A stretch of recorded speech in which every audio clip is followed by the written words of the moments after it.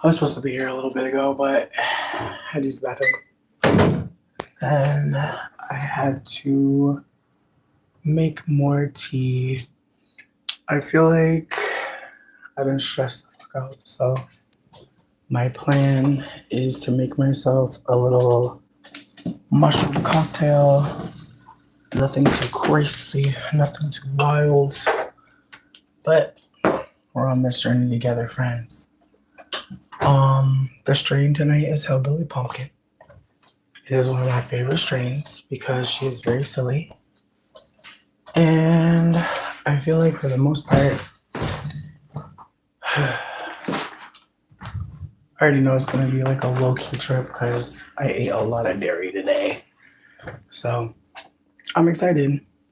But I already know it's not going to be what it could have been. But that's probably for the best. But yeah, I just wanted a little bit of silliness, a little bit of energy, a little bit of ease. I also have a mango tea. Whenever you cut your mango, this is just some auntie advice. Whenever you cut a mango, save the seed, put it in the freezer. You can boil it with some hot water, make you a nice little mango tea, especially if you smoke weed. If you smoke weed, mango tea boosts THC, just a PS on that. So, and this is some syrup that I made. It has a mango, it has strawberries, it has lemon. It's literally just fruit and sugar. It's not done. It's got a lot to do. But I want a little bit of sweetness for this, so try to hold back some of the compost and just get some of that sugar. I love keeping this stuff in the fridge. It tastes so good. And it lasts so long. And you can use any fruit you want, just any fruit and sugar. You could also do cucumber though. But I think cucumber is a fruit. But yeah, cucumber and sugar, delicious.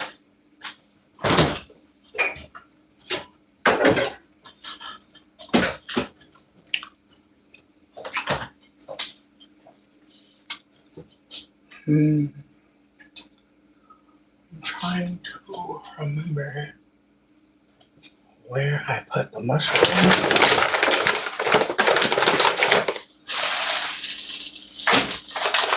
Hey. Exciting.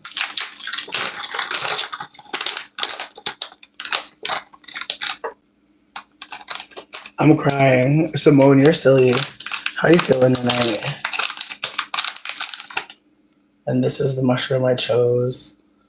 He is stout. Kind of looks like a penguin a little bit to me. I don't know. Looks like a Bob. Looks like a Hank.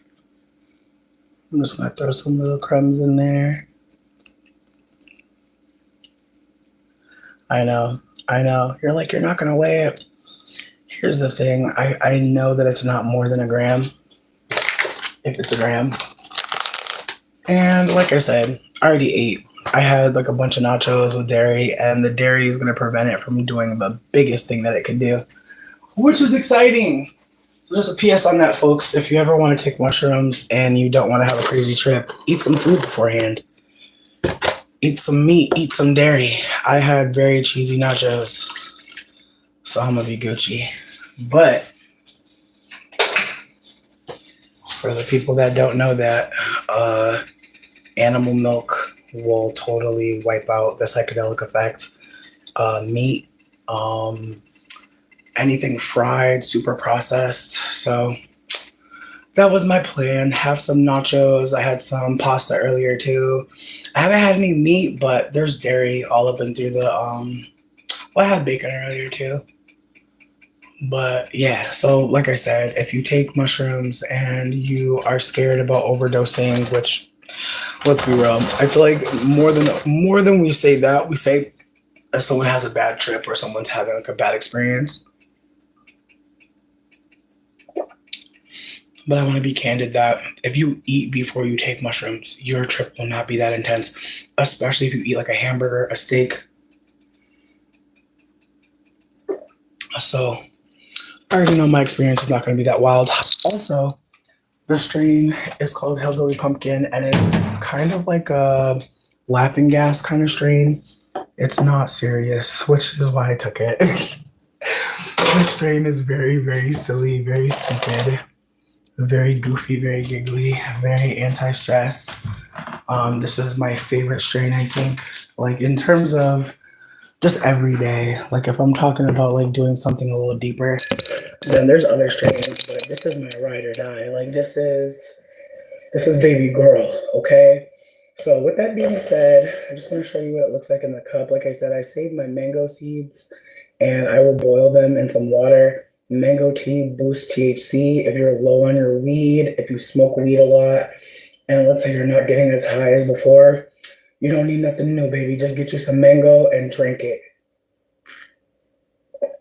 You don't have to drink the mango tea. You can just eat mango. That's fine. You can get a mango smoothie from somewhere. You don't have to make it yourself. But mango does boost THC effects because THC attaches to fat, and mango is a super fatty fruit. And so keep that in mind. Even avocado will boost your high as well. You want to go for fattier fruits, but the mango is the main one. You can try it with the avocado. Avocado is just amazing, but I've only really heard that about mango. But I did want to acknowledge that avocado got some fat in it too. But I feel like avocado is probably more helpful for mushrooms, alongside pineapple as well. Anything that grows in a high fungal area, like a banana. So PS on that. But yeah, no, I'm also like very warm. Like lowest of keys, like I have not been warm in a minute. Like I'm so excited for fucking spring. I feel it. It feels like it's coming. Um, I'm still sitting here slightly dead at Simone. I really just came here to be social and just talk shit and like not be perceived as like a super serious person. I also want to say that for the people that care, I am reevaluating my experience with tobacco. It sucks. Like I'm really trying to find a new way to experience my vice. But I hate to say this, I am so into tobacco. It tastes so good to me. It gives me something. And I feel like between me and you, I feel like people treat cigarette girls like cocaine girls. Like I feel like the coke and the cigarette people, like we are just being judged so bad. And I'm not trying to compare too much. I'm just saying like people will really be like, no cigarettes, no cocaine. I'm like, okay, girl. What up? I literally cannot read what your name is, but if you would like to tell me how to say your name, I will. But I'm gonna be so for real. My eyes do not do that. Whatever it takes to read your name, my eyes can't do it. I'm so sorry. And I've never worn glasses in my life. Not one spectacle, but something's going on. Okay.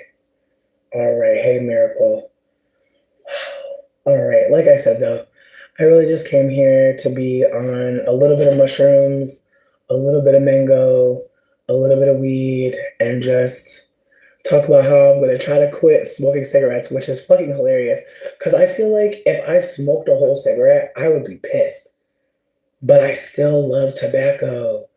And I feel like my relationship with tobacco, I don't want to say that I don't want to do too much. I don't want to act like, I don't act like I'm like really strong in it. Like it's one of those things where it's like, I know, you know what I mean? I grew them. I grew these mushrooms, which is really exciting. Um, Ultra, I feel you. Yeah, like I just feel like it's so, uh, it's hard. But somebody was telling me to get some candy. Somebody was like, get some mints. I was like, all right. I'm trying to just center as much joy as possible, but I'm smoking cloves right now, which is still tobacco, but there's like other shit in it. But I'm gonna be so fucking for real. It's the way I want a menthol so bad. Mm. Yeah, bitch, the menthols. Ooh, there's just something about them. Mm-mm-mm. A breathing pipe? Okay, Matthew, you better share it with us. Thank you so much. I've heard about breath work. I've heard about breath work too. And so I'm really on that type of time. I'm trying to figure it out. I wrote that first one really poorly. But yeah, no. See, that's the thing. I smoked the tobacco with the weed. I started off as a blunt girl. I feel like that makes sense to say. I feel like when I started smoking weed, I started smoking blunts and then I went to pipe. But I didn't ever really want to do pipe. I always wanted blunt or rolly. And then when I finally started doing rolly, I never stopped. So, what up, Marie? Hmm. Okay. I appreciate you for sharing that. I genuinely appreciate you for sharing that. Yeah, no, I feel like for me, it's like the nicotine with the weed. Like I feel like the weed, the rose petal, the tobacco. There's just such a great taste, and like I'm finally at a point where, as much like here, if I'm being super candid, do I want to quit? No, but there's been moments where I've thought to myself like, what would make you quit? Like what could happen? And like just those moments where I'm like, eh. And again, as much as I enjoy the habit, I feel like I feel like quitting is a goal. I feel like right now I'm trying to just like manage as much as possible. I feel like even saying that is wild because it's like the amount of tobacco I used to use. It's like I really wasn't tracking it. And I feel like if I would have done that before I did what I did, like I just stopped buying and just started I didn't really like transition. I just feel like Dane already smokes cloves and like literally like those are his tobacco replacement and like I'm not gonna get on them, but I definitely smoked two of those today. And so me knowing that and then thinking about how much more I could have smoked has me like, damn, I probably smoked like a lot like because I'm not smoking cigarettes, it's hard for me to know how much tobacco I'm actually taking in. And so now I'm just like, damn, like I wonder like how much tobacco I'm actually like not using anymore. Cause like at this point, I've had some like maladaptive daydreams. I've just had some moments where I just felt really weird. And so that's all. Ooh, no, not a cold. My thing is this, like I feel like the thing that sucks about like cancer and like getting sick, it just feels like it's inevitable. Like I'm not even trying to be funny, but I just feel like it just feels like that's how people are going these days. So I feel like there's a part of me that it's just kind of like, why would I not be having pleasure while I'm living on this hell rock? The mushroomies, I know it looks like weird as hell, and they do not taste good. The mushrooms don't taste good. I'm gonna keep it above with you. Um, Matthew, you're not wrong. No, it feels silly. It feels silly, but at the same time, it doesn't. Like again, one thing I want to urge the people who are in this astrology tarot, like we're in the age of Aquarius. It started in 2011. Consider what was happening pre 2011, what was happening post 2011. I want you to think about tarot cards associated with Aquarius, the Fool card, the Tower card. I want you to consider like what kind of tower moments are happening right now. Like it's a lot, bitch. So protect yourself in all the ways you can. Get comfortable, get cozy. Here's my thing for real. I had a thought and I feel fucked up sharing it, but I'm gonna say it. Like as much as I say like the future's indigenous, I have to also hold that if we're going backwards and if we're really going backwards, right? Like if we're going towards a time where like we're sovereign and we're just like living off the earth or we're living in it in some way different because I have to also hold that like indigeneity, like if the future is indigenous, then what is indigenous? Like what that means to us as like people who've been affected by colonization. I don't think we'll know what that's like completely. I roll my own cigs too. That's why I'm saying what I'm saying. Not a Winston bitch. Come through. You know what? I feel like for me, Camel Crush menthol. It's a bad bitch. But I'll also smoke a motherfucking a Marlboro menthol as well. Sure will. I'll smoke any menthol. To be honest, bitch, I'll smoke a cool right now, bitch. Like, I don't know what it is about menthol, bitch, but that shit tastes good for me. Like, again, don't smoke cigarettes, y'all. I'm trying to be funny, bitch. I'm trying to be a comedian. It may not be landing. I'm so sorry. Parliaments taste so nasty to me. Oh my god, bitch. If you gave me a parliament, I'll probably break it down and still put it into a spliff. Like I'll still roll it up in something, but I would never smoke like a parliament, like straight up. Like you are strong. American Spirit, bitch. American Spirit. That tastes like the dirt. Like when I smoked an American Spirit, I was like, whoa, wowzers. American Spirit tastes strong. It tastes like you smoking wood chips, like low key. That shit tastes like the strongest. Like I don't know what kind of grade of tobacco that is. But you ever be so high that smoke like low key scares you, bitch? Well, I thought the smoke was a rat. I was like, oh, bitch. Because here's my thing. I've been just saying to myself, like, if I ever come face to face with a rat, I'm not gonna do anything. I'm just gonna sit still. Cause I don't know why, but I've been watching some New York videos and the rats are just so strong. And then I recently saw somebody got beat up by a fucking rooster. Like no Peter Griffin, bitch. Like somebody got really beat up by a rooster, and I'm like, oh nah, that's terrifying. Because I've been wanting to get chickens, but now I'm like, no, I can't do it.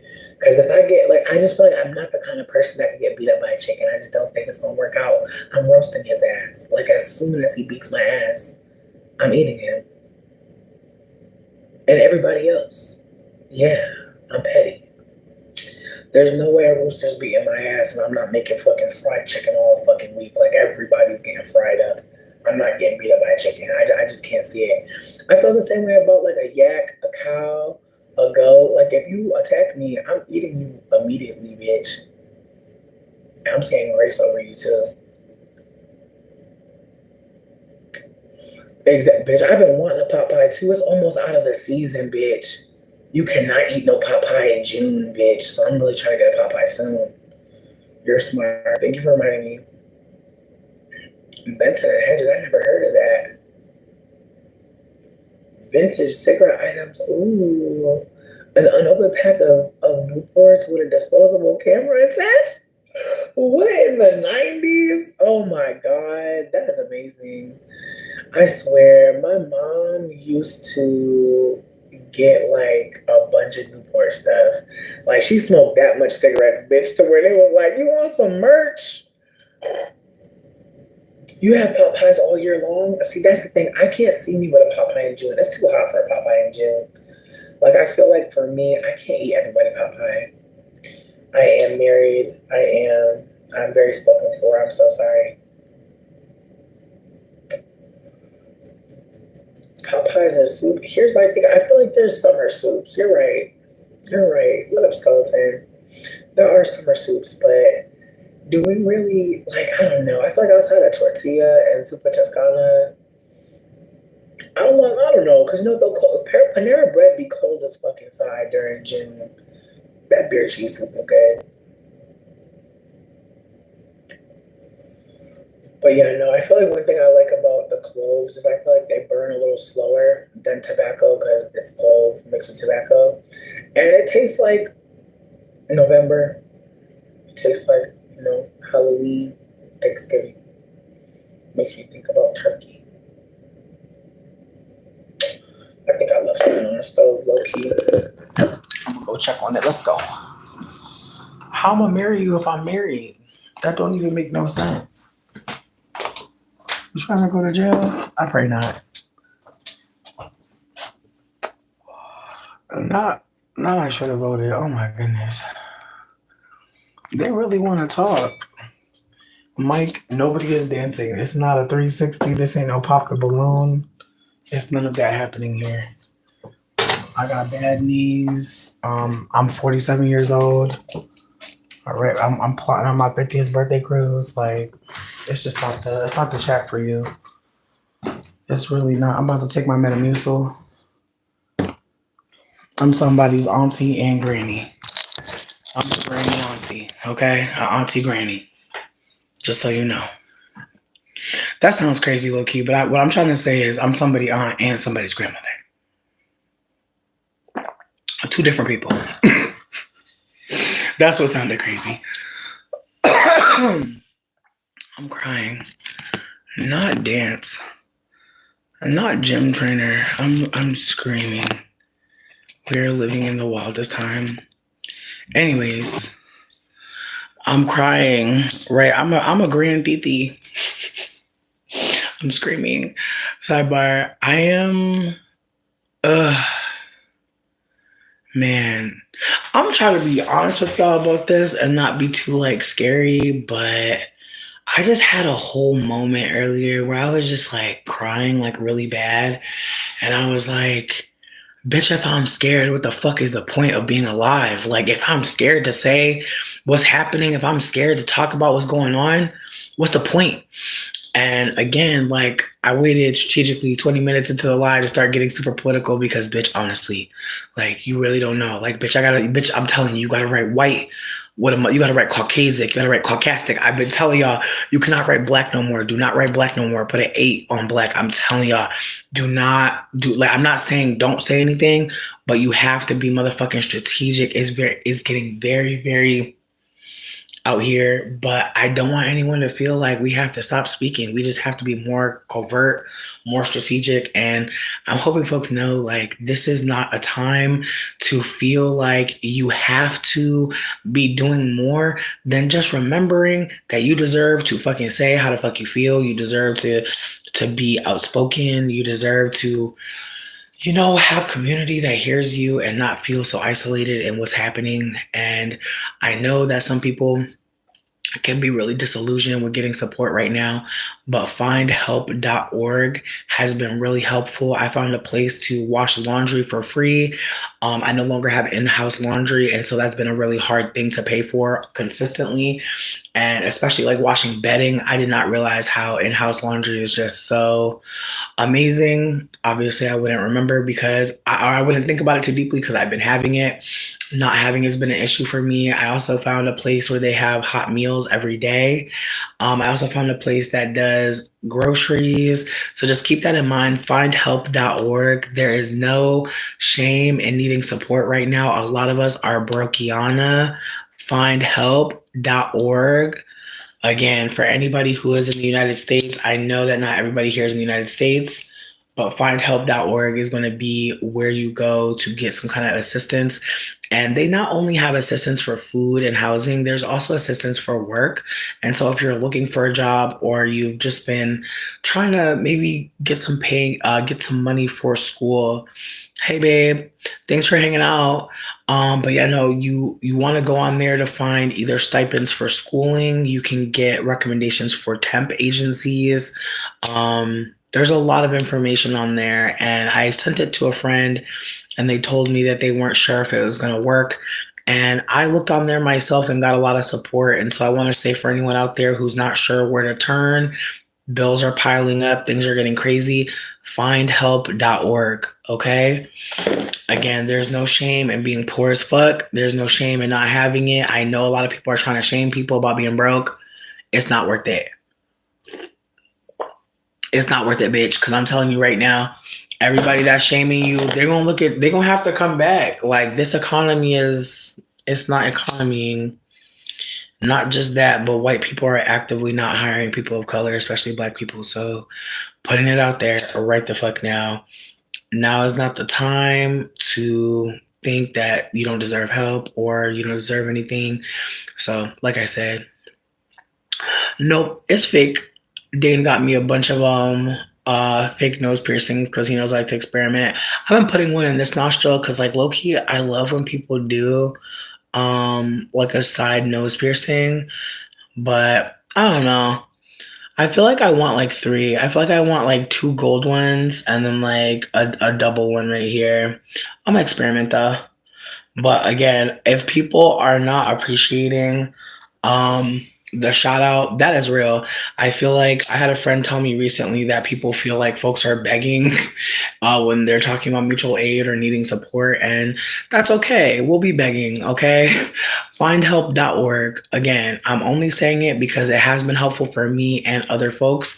And there were folks, like I said, who told me that, and they're single parents who are like, people be giving us links, but they don't be doing shit. And I'm like, this one actually does some shit. So again, check out, thank you. Check out the link if you can. And this is, again, this is not just for food insecurity, it's also for housing insecurity, or inequality rather. It's also for getting some work. It's also for getting some money for education if you want to go back to school. Just a PS to anybody out there, because again, I know for me, I've been wanting to go back to school, but I really don't know what for. And if I'm being super candid, like, I really want to throw myself into plant medicine so much more. I really want to learn more about, I want to learn more about herbology. Like, that's really what I want to do.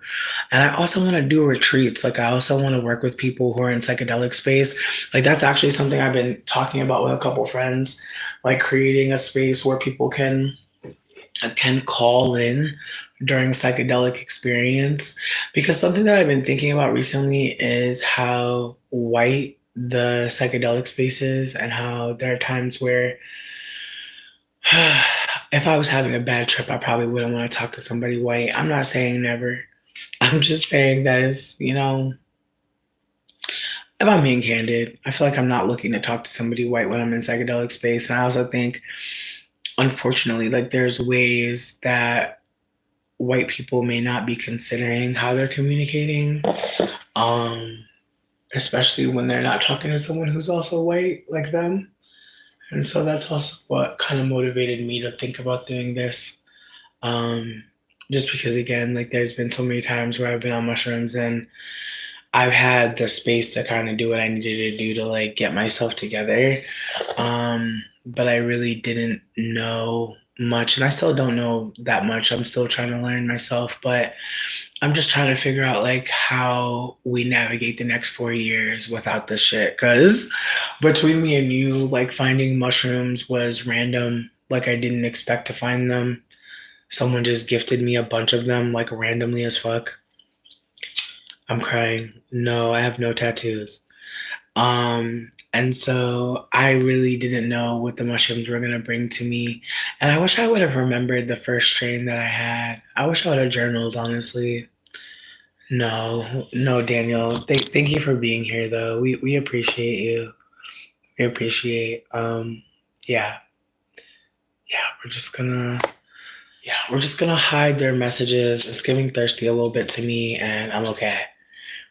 Um, I'm okay with being a dude. We're all dudes. I'm a dude. You're a dude. We're all dudes. I'm glad it makes you feel good to focus on a dude and a dude's voice. Yeah, it's probably time to swipe on.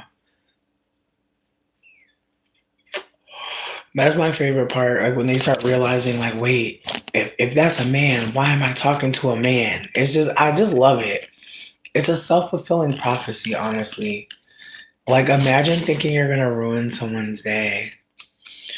No, see, that's the thing. That's the thing about the transphobia. It's like people really think that your voice needs to sound a certain way the whole time. We don't know what they sound like. Like, that's the thing that's so funny to me about the debate about people's voices or about how they sound. It's someone that I'll never hear that person's voice, but my voice is a problem.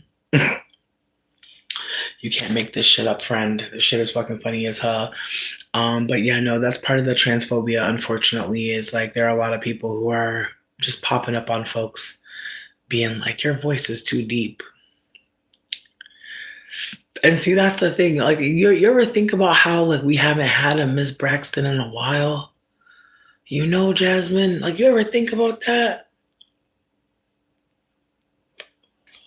Like we haven't had like what is that, a tenor, a baritone? I'm not trying to play. I really don't be knowing.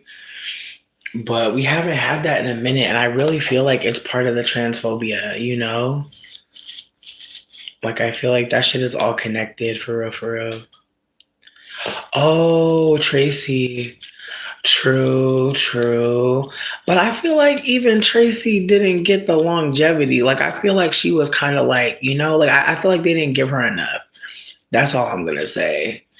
They didn't give her enough. I feel like she got to, I don't know. There's so many things to say. I feel like I know about fast car. I can't say anything else, you know?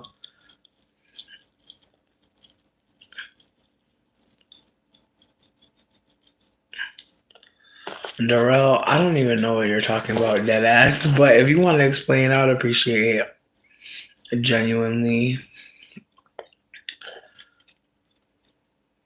But yeah, no, I feel like Beyonce's voice is getting deeper in ways. I've heard some people make some remarks about her voice recently, saying that she's been growling, which has me fucking screaming, laughing. Oh my god. Like, I don't know. I really wonder what that's like to use your voice as an instrument. Like your fame and like your money comes from your voice. Like I really wonder what that's like. Like what if you lose your voice? Like what do you do? You know?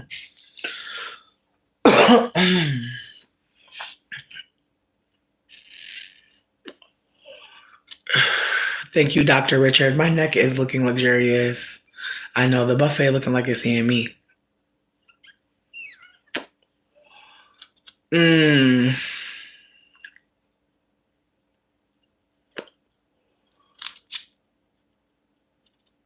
Mmm.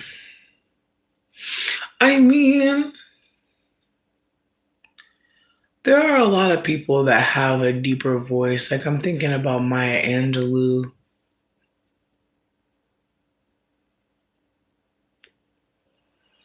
Very delicious and rich.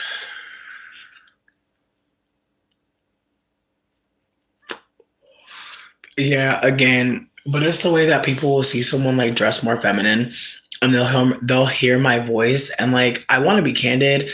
I don't I feel like in older videos of mine, I definitely would be like, "Hey guys, what's going on?" Like, you know what I mean? I'd be performing and lilting my voice actively. At this point in career, sweetie, nah.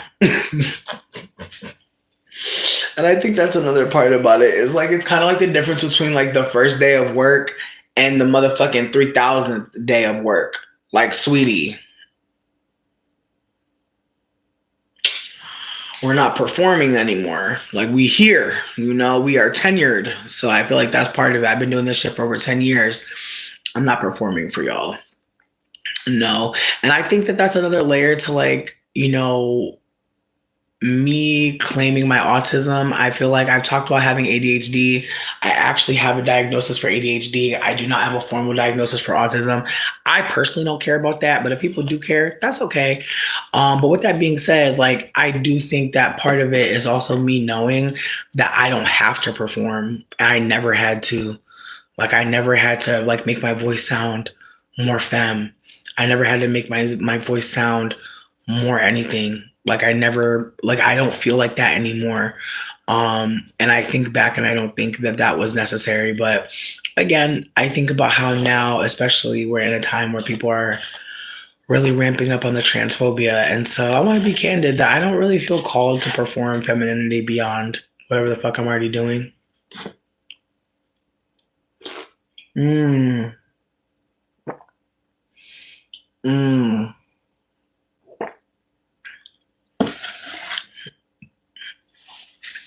Absolutely, Matthew. Absolutely. Like I think like when you're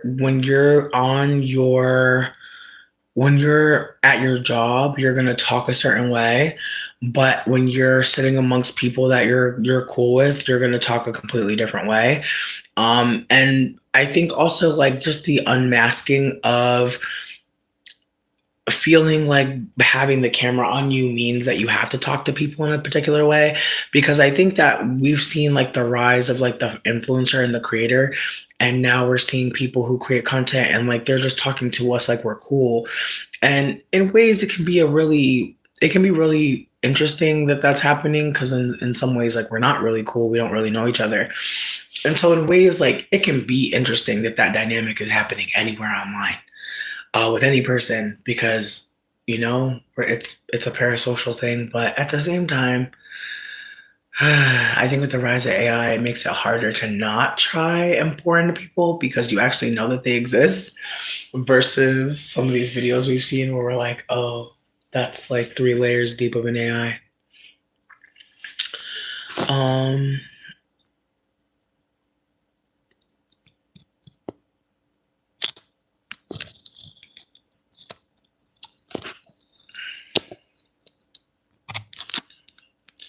You know, it really sucks.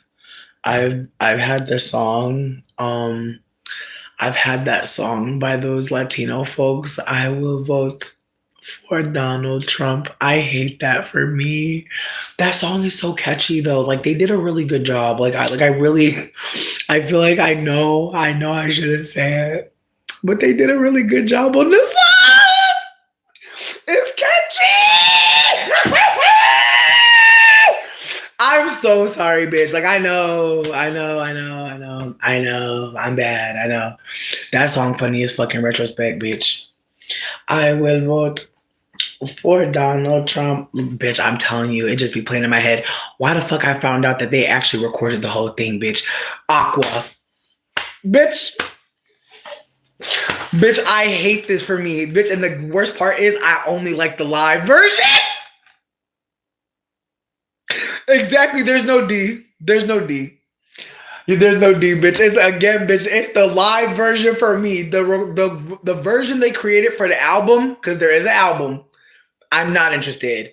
But the live, I will vote for Donald Trump. Bitch, I'm not gonna lie, bitch. But when you listen to the recorded, because you probably will, the lyrics on the recorded are funny as fuck. I just feel like the live is hot garbage, you know, that you can't stop watching because it's on fire and there's garbage. And then the live or the recorded version, just the lyrics like coming out like it's I'm sorry.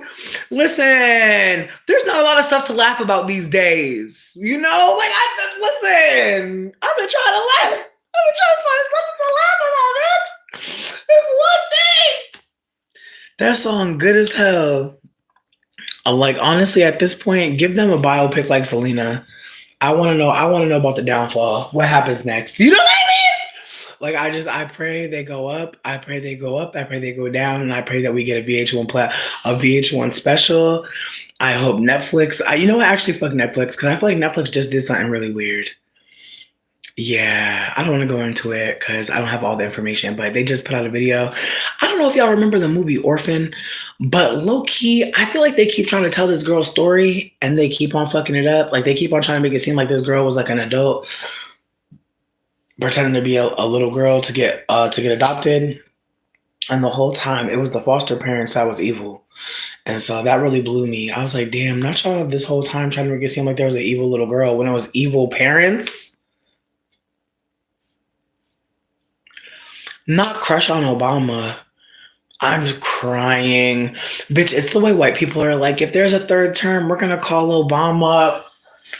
It's been so funny to watch the news recently because it's like, wow. Like you could just say anything these days. You can say anything. Yeah. Like I've just seen some things. Like I can't even tell you I see because it doesn't make any sense, bitch. I don't know. Like I feel like I don't understand all the way. I don't understand. Nah, shout out to all the Mexicans that voted for Trump. I'm screaming. Not they abuelitas, bitch. Here's my thing. Here's my thing. Donald Trump. No, you're right. Vegan. Talk about it. But yeah, no. As far as Donald Trump is concerned, it's like it's all been said. Like I just feel like it feels reductive at this point. Like low key, it, there's nothing more to say. Like not the Obama seem done, babe. Mm. Not she thought Barack running was unnecessary. Here's my thing. Barack running was like I feel like in retrospect I can understand somebody black saying that for sure. Like in retrospect, a lot of shit didn't make sense. Like I can hold space for that. I also feel like Barack Obama like being the face of like the first black president and then them trying to get Kamala. Like I'm you know what? I'm gonna be real with you. This is gonna sound how it sounds. I know some people don't want to hear me say this, but I'm glad that Kamala wasn't the president. In that, I'm glad that she wasn't gonna be able to gaslight and say that she was the first black president in terms of the first black woman. I'm glad that that didn't happen. I'm hoping that in the future there's actually a black American first black woman president. Like I'm hoping that because I feel like Kamala, and if I'm being super candid, I feel like Kamala could not have won. Look at what this country is doing. We weren't looking for a Kamala. We weren't. And I say that as a light skinned person who people see as unthreatening and unassuming. Like, we didn't need Kamala. We don't need light skinned people to be a band-aid. Nope. Nope, we don't need that. And I think it's an unfortunate thing to talk about because, again, it means that people aren't listening to Black folk. Because Black folks been talking about what's necessary. Black folks been talking about how things are going to be helpful. And again, it's the way that Black folks thought that voting for Kamala would at least delay what's happening. And they were trying to act out of love. And it's the way that white people were like, no, bitch, we want to be in the chokey. We want to die. Like, and it's sad to say this, but I truly do believe that whiteness is psychopathy. I feel like we won't get that take for a few years. It's probably not going to pop out for a few years, but whiteness is absolutely psychopathy at this point. And I see that and I say that as someone who has white family members. I say that as someone who came out of a white woman who is very psychopathic. I say that as someone who has spent a lot of time around white people, taking on the psychopathy and holding on to what they're saying as facts. And again, so I feel like as someone who's like left whiteness, after engaging it for a while and after assuming that like whiteness was what was reasonable. Like, I just want to be candid. Like, I really thought that, no, I am white. No, I have, no. And I feel like that's the thing too. I feel like having a white mom, I feel like you can't, I feel like that's the thing about being lighter skinned. It's like my whiteness goes undetected, which is why conversations around colorism are very important. Very, very important. Because again, it's the way that it's the way I came out of a white woman, but people will not see me as an op, but I can be. And so with that being said, it's the way that Kamala, I don't want to say Kamala is an op automatically, but her not acknowledging that she's mixed and that she's a mixed woman with Black ancestry. She could have said a lot of things. And so where she's at, I'm glad she's not in presidency. And I know some people don't want to hear that shit, but again, this country got to fight. White people got to learn how to fight. They do. And that's the thing. There's white people that keep saying they're good ones, they're good ones, they're good ones. Well, now is the time.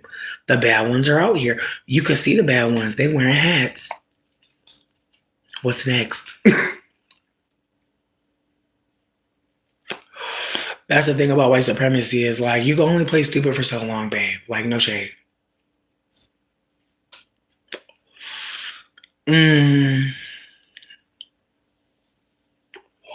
You said you're voting for AOC. Here's my thing. I feel like backing AOC is interesting to me. I just don't think that that's necessary right now. Like, I don't know. I feel like even the idea of presidency, like based on all Trump is doing, it's just showing it's obsolete. Like, it's showing that we need like a foundership or some other shit going on. We do not need no presidency, clearly. I mean, here's my thing about her. I think that because of the way she was being, here's the thing about Blue. We like, I hate to say this, but we're not even, bitch, it hasn't even been 100 days. Like, that's the thing. We got years to go. So a lot can happen between now and then. And the way that, like, bitch, it's the way people are deleted. Like, sweetie, it's the way that, like, I don't know. And even Donald, like, I feel like between me and you on some House of Cards, like, that's how I see what's happening in American government right now. And that's because I watch a lot of TV, but it's giving the real person in charge ain't even on screen yet. We're reacting to everything someone else put in motion. That's what it's giving to me. Like, we're all eyes on Donnie, right? Why? We know he's a fool. We know he's not pulling this off. We know he's not the mastermind. Come on now. I'm sorry, but I watched a lot of Pinky and the Brain as a kid. He is not the mastermind of this shit. He is the person that they put in the front. And I'm sitting here thinking to myself, what is the point of putting a white businessman in front of America at this moment?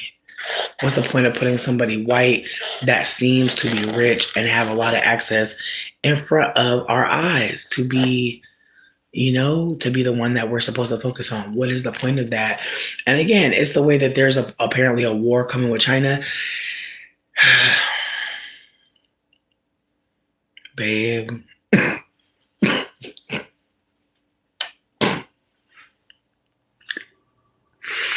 I'm so sorry, but like, do you ever think about what it would look like if like there was an all-out war again, and like on some real shit, like what where would y'all be? Like, where are y'all? Like, if the war breaks out, like dead ass? Because I'm seeing a bunch of women making videos, being like, if I had to leave America, this is what I would do, and I'm like, wow, hmm, hmm, hmm, hmm.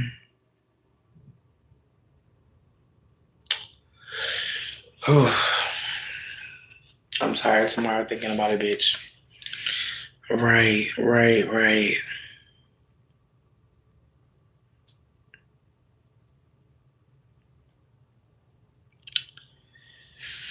Oh, Matthew, it's the way I'm rolling up right now. Like it's the way that chain smoking is just like I know I need to stop. I know, but I'm grateful that I get to be alive long enough to think about quitting my addiction. You feel me? It feels good to be on that type of time. When you be like, oh, I'm about to quit. I'm about to change. I feel like for me, I want to stop burning holes and shit, bitch. That shit is so fucking whack. Like when you burn a hole on some shit near your titty, that shit is so terrifying. Also, like the ashes, I fucking hate ashes. That's the one thing I really, I really think like I wish I had like a smoking, like I want to get like low key like a smoking, what is it called, like a cigarette holder. I really feel like I'm that girl. I feel like I really should never be touching the blunt. I should never be touching it ever. Like all my shit is resinous as fuck. Like baby, like I'm over here fucking my shit up for what? For what? So yeah, I feel like again, I think I don't know. I think I might make some like maybe like some weed mints or something. Like I'm thinking about getting into my Willy Wonka. Like make like 1 milligram mints or some shit like that. Just so I could really see like what the different milligram percentages give me. I don't know. I want to have fun though.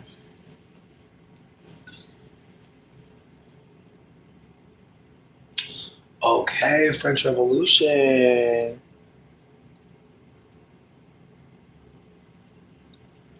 No, it really is. No, it really is. Like I feel like a cigarette holder is very much, I am here to smoke. Like it's very much like I am the bitch. I'm the smoking bitch. I am the bitch that smokes. The bitch that smokes lives here. You know? I'm interested. I'm interested for sure, but damn, it's the way that these mushrooms are like, they're so healing. Like, I feel like this strain is very much like, slow down. You're doing so much, you're smoking so much right now. And I'm like, no, I know. Shut up. Silence. No, inconsolable is hilarious. No, for real. I had to giggle at that one. I think I'm gonna go for a body strain actually. Yeah, low key, there's this one strain that I really fucking hate. Like, I'm not gonna talk too much shit about her, bitch, because she's on the menu. Like, low key. But I don't like her. And the only reason why I don't like her is because, leather gloves. Aqua, you got style. Like, I don't know. Like, I know we don't know each other like that, but you got some style, bitch. My God. Thank you. Thank you for even looking at. Not in your regular clothes by. But this strain, I don't like it because it has an indica vibe. Like when you smoke it, you feel zoot. But then out of nowhere, you feel like you want to go do your taxes and wash dishes and like detail your butthole. And it's like, sweetie,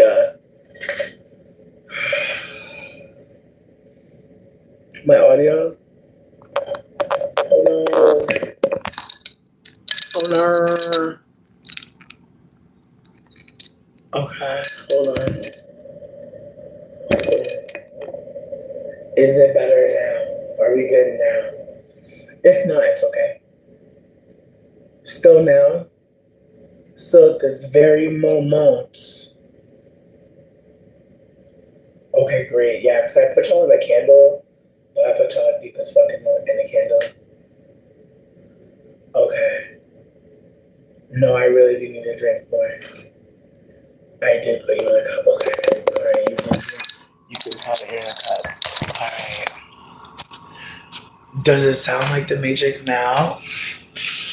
I'm so sorry. I really was trying to like, I was trying to give myself some height. I was trying to give myself, you know what I mean? It's my fault. It's my fault. I don't have a phone holder, and I was trying to just, thanks. Like I was saying though, yeah, I don't. I gotta go back to find out what the fuck we were just talking about because I'm just like Jesus. Oh my god, not people are side eyeing you about the fucking about having a cigarette holder. That seems so fucking wild to like care that deeply. Like, let people live.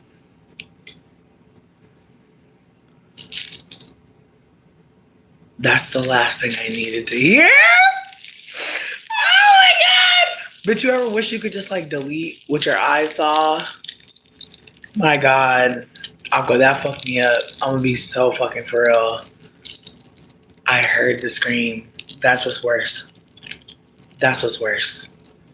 Oh man. Wow. I had not heard that. I had been protected from that news. But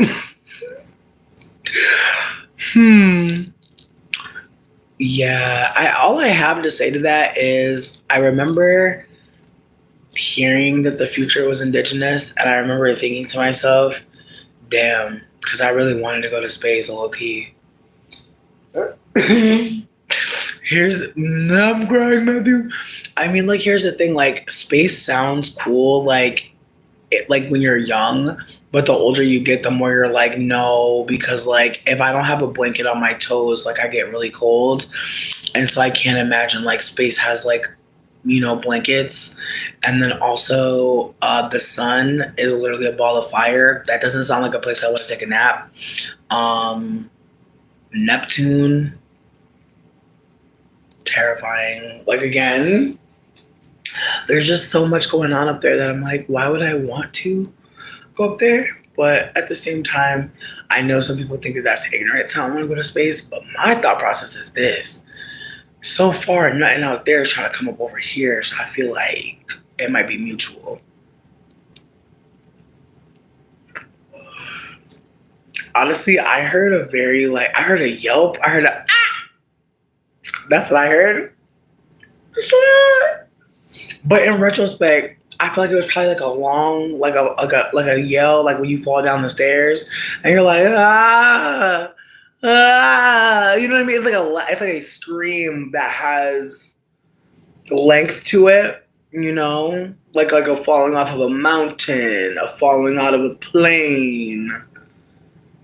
And, you know, you're at church and you're walking down off the stage and you just bust your ass, like, again, like that long scream. I feel like it's between that and like a goat.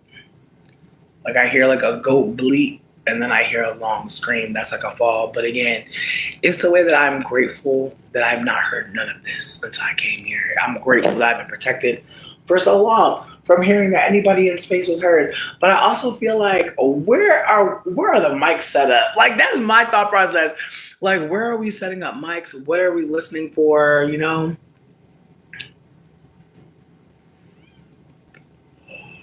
Here's my thing. Can you imagine like traveling like out of this country, or excuse me, out of this earth, and not considering that like all of that money could be used to like have people not be dead? Like, I feel like that's my thought process at this point. It's like, we're as a species, like there's just so much technology making our lives easier. Like, we shouldn't be working like a lot of these jobs. There are a lot of jobs that are obsolete, meaning that there's jobs that like don't even exist yet that we should be finding out about. Like, there's so many things that it makes me sad as like a human, just because it's like the level of organization like humans seemingly can have is unfounded. Like, we don't know how much organization we can actually get to. We haven't figured it out yet. And yet we live in a time where there are people that think the best times already fucking happened. That is wild as hell. Like, to imagine. Can you imagine? I can't imagine it. I can't imagine it, and yet I live it. I can't imagine thinking like the best has already happened. Again, like, that's why I was crying earlier, because I was just like, what's the point of being alive if I'm afraid? What's the point? Like, if I know that there's some fear in existing and like moving forward, but if I'm afraid to like speak, if I'm afraid to be honest, like if I'm afraid to feel deeply, like what is the point of this? Like I really just had a moment where I kind of like hit the edges of the earth and was just like, yeah, I don't know, dude. Like if I can't be fully in this, what's the point? And again, rest in peace to all the bad bitches, because I know it's a lot of people that get there and they're like, hey, there's no point. Bye. I don't think I'm there yet. I think I'm still like willing to like scream back to the void. You feel me? I'm willing to scream back. Hey Dominic or Dominique, I hope you're doing well. Yeah, Kayla, I hope you stop smoking for real.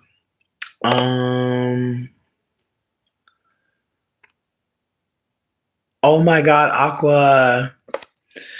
I mean, after all, I feel like my thing is this. After the invention of the gun and nuclear weapons, why would you come out? Like, that's just my thing. That's just my thing. Like, I might have popped out at the Jamaican beef patty. Like, I feel like if I was an alien, I would have been like, oh, what's that? Like, like a little bit. Like, if I would have seen, like, crawfish queso, like, there's a couple things that as an alien, I would have been like, okay, what are y'all doing over here? But I feel like at the same time, they got guns. At the same time, they got, you know what I mean? I'm crying at them calling me Shrek and Donkey. Like, thank you. Like, that is actually very kind. That is actually very kind, honestly. Because they went on mad adventures.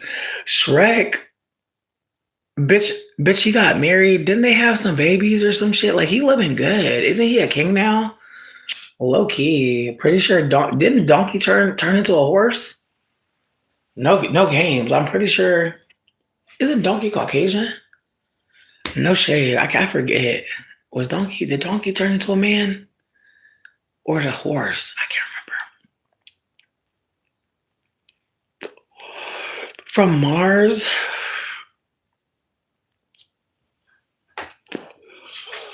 Right, Donkey and the dragon had fucked. You're right. The Shrek lore is wild, actually. Like when you think about what they were up to. Whoa. Eddie Murphy.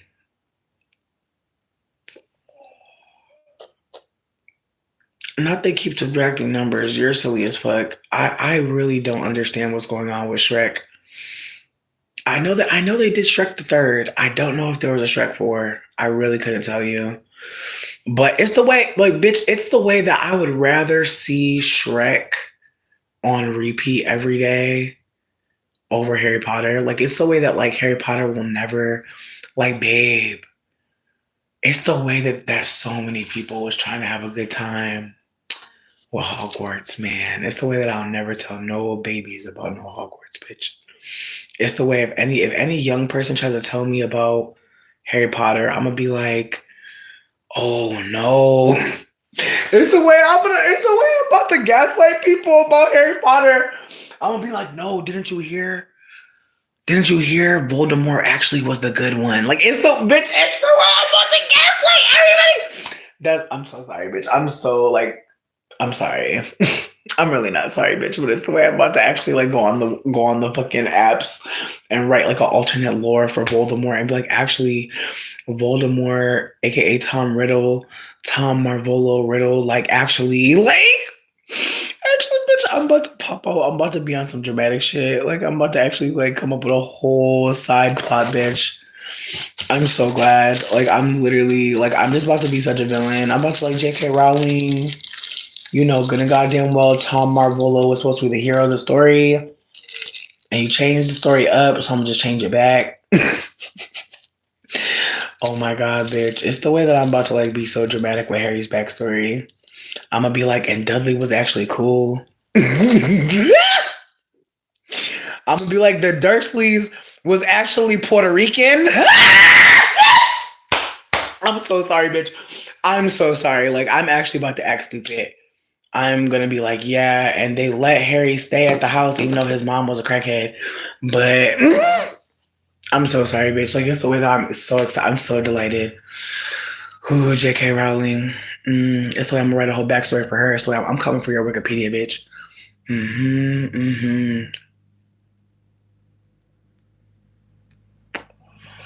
Not the mini dragon in Mulan, bitch. You're adorable. Discipline a child and be stern with that goofy ass voice. I'm crying. Eddie Murphy's bag is long, honestly. Like, I really pray that he's having a good night. Just a good life. Good God. He's been in everything. My goodness. Like, bitch, you remember Nutty Professor? Like, that movie is actually crazy as well. Like, I just randomly thought about the Nutty Professor the other day, and I literally just like, whoa. Like, you ever just think about some movies and be like, if you had to tell somebody what it was about, it would just be your whole day would be done. You actually have to go home, take a nap, because it's like, what did I just explain to somebody? Like, low-key White Chicks, like, I think White Chicks is one of the funniest movies in the world, but I feel like try to explain White Chicks to somebody for real. Like, be like, yeah, so there were these two Caucasian women. Like, I can't even, bitch. I can't even. Not Mushu. I'm crying at bitch. Bitch, this whole time I did not know what the fuck he was writing. Swear. I'm crying. The whole time, I swear to God, on the back burner, I've been trying to figure out what the fuck that was about. Thank you so much for clarifying that at this point, bitch. Honestly, because I've been just sitting back here. Just my brain has been feeling like, bitch, there's a little bit of smoke coming out my ears, bitch. Because I was like, what the fuck is Mushu? Mushu? Bitch, I was literally sounding it out in my brain. Thank you.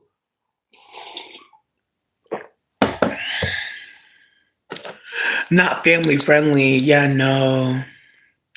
Not you said you fucking love White Chicks. I'm crying. Here's my thing. No, I didn't think he was crazy. I just wasn't sure what the fuck he was writing at me. I'm fucking dead. You know what? You know who showed me White Chicks? A white girl. A white girl told me this was her favorite movie, bitch, and I had never seen it before. And she used to watch that shit all the time. She loved it. So I just want y'all to know the white community loves White Chicks. I have not heard one white person be mad about White Chicks. And I'm glad they're not mad, but it's just like, it's the way that they be watching it and laughing. Oh my God, bitch. I swear, like watching it with somebody white and they be really loving it, I'm like, whoa. Damn, did he really? And that's the thing about Eddie Murphy. It's like I feel like at some point a comedian can rebrand. And I'm trying to think of like who's in their rebrand right now. Like I feel like Cat Williams, ever since the Club Shay Shay, I feel like he's been doing really great for himself. But I also think Club Shay Shay, like I haven't been paying attention, but I think there's drama right now. Yes, I am fat as hell. I'm gonna keep on smoking. What's up? My goodness, y'all could keep swiping. It's somebody making brownies. I'm just saying, keep swiping. I promise you, fat jokes are not that funny. Alex, honestly, you probably a great comedian. Not here though. It's not gonna work. It's not gonna work. Y'all might as well just go. Yeah, it's not gonna be more cushion for the pushing. It's y'all not interesting. I'm sorry. What the fuck? You were 12 years old watching White Chicks at school. What school were you in? What the fuck? Bitch, I'm always hungry. The fuck? Hell yeah, bring me something. Bring me a snack immediately. Why not? Not Bernie Mac. I mean, tragic for Bernie Mac, like that he's gone. But yeah, no, he definitely did get another. Bitch, you remember the movie Life? That movie is crazy as fuck. I remember watching that movie as a child, very young. Ooh.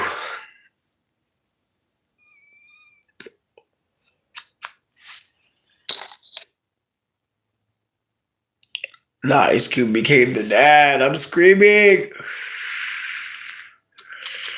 Nah, I the pappy. I'm screaming. The Jangalang, bitch. That movie. That movie is so good. Jasmine, I'm just happy to see you, bitch. Look, key. It's been a minute. And if I'm tripping, am I tripping? Are you plus size in Chicago? If not, I'm so sorry. But look, that's who I think you are, and that's why I'm talking to you like this. But if you're not plus size in Chicago, I am so sorry. But I'm so happy to see you because, bitch, I know you've been here for a minute. Um, oh, it's okay. It's okay. It's all right. But I'm so happy you're here. Bitch, I watch Selena to this day. Late at night when all the world is sleeping, bitch, I stay up and think of you. Like, sweetie, I'll never forget that. Like low key, J-Lo got to thank whoever directed that shit because they really made sure she shined. Like, it's the way when I seen Selena, I was like, damn, girl.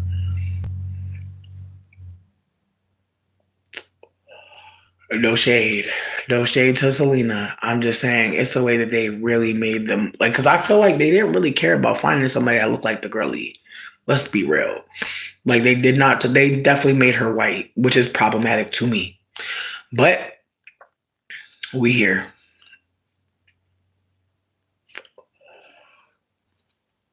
Count them again. Might be 6. This a roll too. It's a deep one. Get it. Not they used to roll the TV and then you will feel safe. This chat feels like a grandma's cookie to me right now, bitch. I just want y'all to know.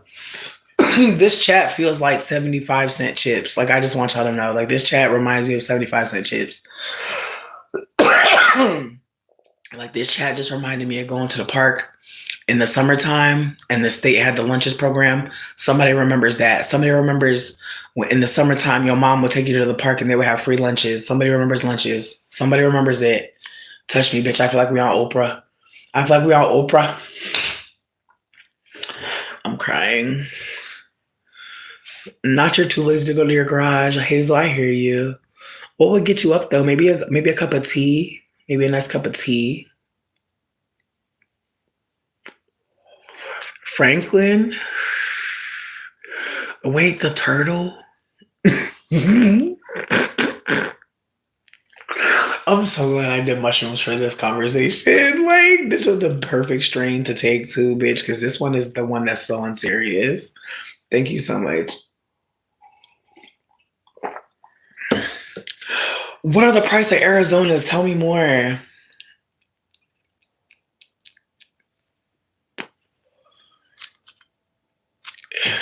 Not unmoanable names.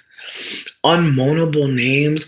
I love that the chat has its own story going on right now, bitch. Thank you for including me in the conversation. Like, sweetie, it's the way you're in charge of the girls. Thank you. Like, thank you so much. Sweetie, I am a lot. Bitch, I'm on the bus with you, sweetie. I'm being very quiet, but I'm on the bus too, okay? That's all I know. Is I'm on the bus too. I don't know who driving, but I'm on the bus. Bitch, no, chips ain't been 75-cent in a minute. I ain't seen a 75-cent chip since I was young as hell. Hell no, bitch. There ain't been I ain't seen no 75-cent chip. I'm crying. My most unmoanable name. Sweetie, why I watched a video where I found out I had fucked someone named Leonard and I didn't even know his name. Like, we had just hooked up. It was nothing that deep to me. But then after the fact, his girl hit me up and was like, you fucking my man? You fucking Leonard? And I was like, I fucked a dude named Leonard? That's crazy. Like, that's all I took from that. I was like, nah, I fucked a man named Leonard. Like, I never even realized that. And then, bitch, what's worse is she was mad at me. And I was like, why are you mad at me? But also, Leonard? And she was even more mad. And then when she got off the phone, he had texted me. And I was like, that's crazy. I was like, you and your girl crazy as fuck. And then he hit me up again. And I was just being messy. And I was like, yeah, I'll link with you. And then we didn't link. And then she hit me up the next day, bitch, and was like, you ain't learned. And I was like, girl, this is a saga. You and Leonard are cool. Like, y'all could stay together. Like, I'm not going to bother y'all no more. Like, but she was like, you ain't learned. I was like, whoa, like, Leonard, what am I involved in? And again, I wasn't even trying to kick it with him for real. Like, I literally was just bored as fuck. Probably so, bitch. Probably so. I literally don't even remember when I met Leonard. I really don't remember this man, but I believe so. Here's my thing though, like if you catch your man cheating, you catch your man out here, beat him up. Like honestly, call Joey Greco. Like I'll never call a bitch and try to talk to her unless, because one time I did call the baby mama. I'm sorry, this chat's so best. I gotta delete this shit. Honestly, like I'm like this mushroom really hitting me so hard.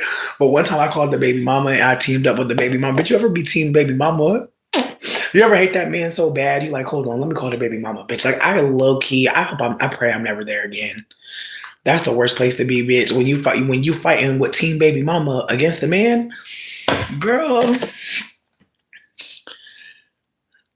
Yes. Leonard's girl said she's like, if you kissed him, you kissed my pussy. I was like, I did not kiss that man. I was like, we just fucked. I was like, it was really, I felt bad because it's like, damn girl, like he was just a thought.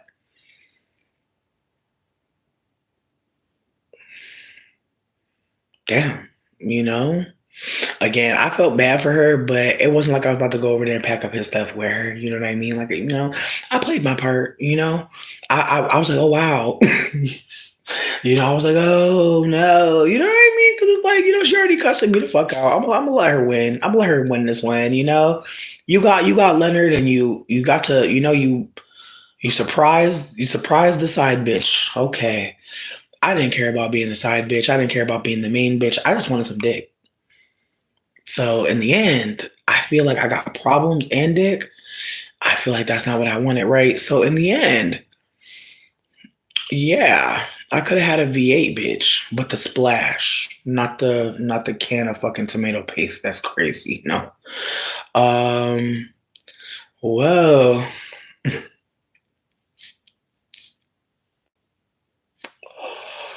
Wow, hell Satan, you're trying so hard to be a villain. I'm gonna let you go. I'm gonna let you go so you can go try it somewhere else, but ooh, ease up.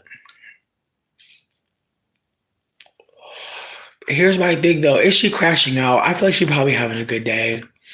I feel like think about it. Like when you go call a bitch and do an expose pop up, I hate to say this, but like you probably can't talk to that man. That man probably a liar and a weirdo. Like I at least gave her some context. You know what I mean? But lowest of keys, it was the morning, so I also was very unhelpful because it's like, damn, I got played. Damn. I fucked someone named Leonard. Like I was shocked, honestly. She really did fuck up my morning because I was like, damn, when you fuck somebody and it's just a hookup, like you could imagine all types of names. I wouldn't think Leonard. So I feel like that's the name I don't want to moan ever. I'll never like. I almost tried to do it and it just made me want to throw up. Like I almost was like. I mean, here's my thing. I don't think I got played per se, but I'll say that like having somebody girl call you is kind of crazy. No, I'm not gonna do it. Like I'd like to keep my stomach stuff inside of my stomach. But yeah, no, I can't. I can't again. Like, do y'all got some names? Because I feel like Leonard is the only one that comes to mind. I feel like Pete. I feel like one like Lou. Like it's so hard, bitch. Like I feel like it's hard. One syllable names. It's hard to yell one syllable. Like you be like Josh. Like I'm so sorry, bitch. I'm so sorry. For any Joshes in the building, I'm so fucking sorry, bitch. I'm so fucking sorry. I'm so sorry, bitch. Oh my god. Not full government. Not full government. Middle name too. I feel like Chauncey cute. Like it depends on how he's moving, but I could see it for Chauncey. I don't know why I tried to lie, bitch. I tried to say it like casually. Alfred. I just feel like put an O on it. Like if your name's Robert, just put an O on it, bitch. Low key. Like why just be Alfred, bitch? Be Alfredo, bitch. Like honestly. I'm just saying, bitch, just be Fredo. Like, fuck it. I'll be Fredo. But, bitch, if you call me Alfred, I'm calling myself Fredo. Fuck it. Like, ain't no way. I'm I'm so sorry, but like, bitch, you call me fucking Ernest? Like, ain't no way, bitch. Like, ain't no way. I'm Ernesto. Fuck it. Like, I'm just saying, like, you're not about to play me, bitch. You're not playing me. Like, my name's fucking Eugene. Fuck that bitch. My name probably fucking. Damn. I don't know. I'm not trying to play Eugene. I'm not trying to play Eugene at all, but I'm just saying, no, I'm trying to find like Eugenia. Eugenio. Like, damn. I don't know. I feel like you might be stuck, bitch. I'm stuck. Arnaldo, exactly. Ernesto. Raul. I actually know a Raul. I'm crying. My thing is this, like, I don't know. Like, I just think it's funny, like how like like we're seemingly supposed to say people names while we're fucking them. It's like you say whatever you want. You take that however you want to take that, but I just feel like no one can stop you. Like you can really say anything you want while you're fucking, which is really like it's like that's a lot of power. I'm so glad I did these mushrooms because these mushrooms just remind you that like we're actually like bugs. Like no shade, like we're actually a bunch of fucking roaches on this shit, and like we be really walking around with clothes on and shit. Like no shade, like I feel like there's some mushrooms that really just pull back the curtain, and it's like, bro, like we are a bunch of fucking roaches on this motherfucker, and we be really having the nerve to be like, eat fruits and vegetables like as if they're available to us, like we literally have moved into spaces that do not have the things we need to survive. Like we literally have created lack and poverty. We're worse than roaches. And roaches at least know where snacks are. You know what I mean? Like roaches literally know like where to get a snack. Like that's one thing about it. Like if you see a roach in your house, sweetie, he knows you just went shopping. Like sweetie, again, it's the way that like we're even worse than roaches. Like even worse, we're doing worse than them. Like even a roach knows where the snacks are at. We have no idea. We really don't. And then when we go to the grocery store, like they might beat our ass if we steal. Keep in mind, a lot of us don't have a lot of money. I'm just at a point where it's like, as I said before, I was talking about the kid mobs. I know I'm all over the place, bitch, but bear with me. But there was a content creator talking about how like she's trying to make content that appeals to younger people because I think I said this in another live. Like, you remember like when you're in like your early 20s, like or like your late teens, where you really feel like you are like so close to like no, like you're so close to memorizing your social security number. Like you were so close to like having access to money that didn't like mean like didn't come from an adult. Like you were gonna be the person cashing your own checks. Like just like the act of like going from being a dependent to being like the main person that like runs your life. Like those things are huge. And a lot of people went through those things like during like the pandemic, during times where America was at fucking war. And so I just want to be candid that like a lot of us are not okay and we don't know what it is to be okay. And we'll really need to actually talk to each other to figure out what's okay for all of us because we all don't collectively know. And even the idea of collectively knowing anything is such a privilege because again, it takes time. But as I said, I'm not trying to like really drag everybody. Oh, thank you so much for being here, Charlie. I love you and I appreciate you. But as I said, like when I said we're all roaches, I just mean like we're literally like a part of like nature. We're not above it. But the way that humanity is seen as like godly or God. And then I was really sitting with the reality that like there are some people who are writing about how like God was something that men wrote about for men and that like femmes and non-men like need to like be thinking about other gods, other deities, and that really had me sitting with just again like how like if you look at the history of something you can learn a lot. And so I'm thinking about the history of the Bible. I'm actually watching a lot of videos about propaganda in the Bible. I'm gonna be sharing them in my community tab. The community tab is honestly popping right now. I feel like that's the best place to perceive me because I feel like making lives is hard for me right now. I'm just going through a lot emotionally, mentally, trying to just like stay present, but also trying to get lost, escape through drugs, and also keep an eye on my nicotine addiction, but it's popping. I'm crying. Not Captain. Yeah, no. I think the live says that this is a shroom room. So yeah, I'm on mushrooms right now. I have a whole mango in my cup. Mango boost weed. PS. So I'm like really high on mushrooms and really high on weed. Is it propaganda if it's a work of fiction? I feel like that's the thing though, like the work of fiction to what? Like what is it telling us to do? I think that's the thing for me with Christianity. It's like if it was telling us that we're all equal and we're all like we all should be stewarding the earth in a good way, I would stand behind it. But I feel like unfortunately I feel like fuck the Marvin Stapp shit because I feel like that's like a hot button combo right now, even though that shit happened a while ago, which makes me really sad. Like, can you imagine like months and months and years have gone by and like no one's talked about how you were trapped in a church because they wanted $20 from everybody?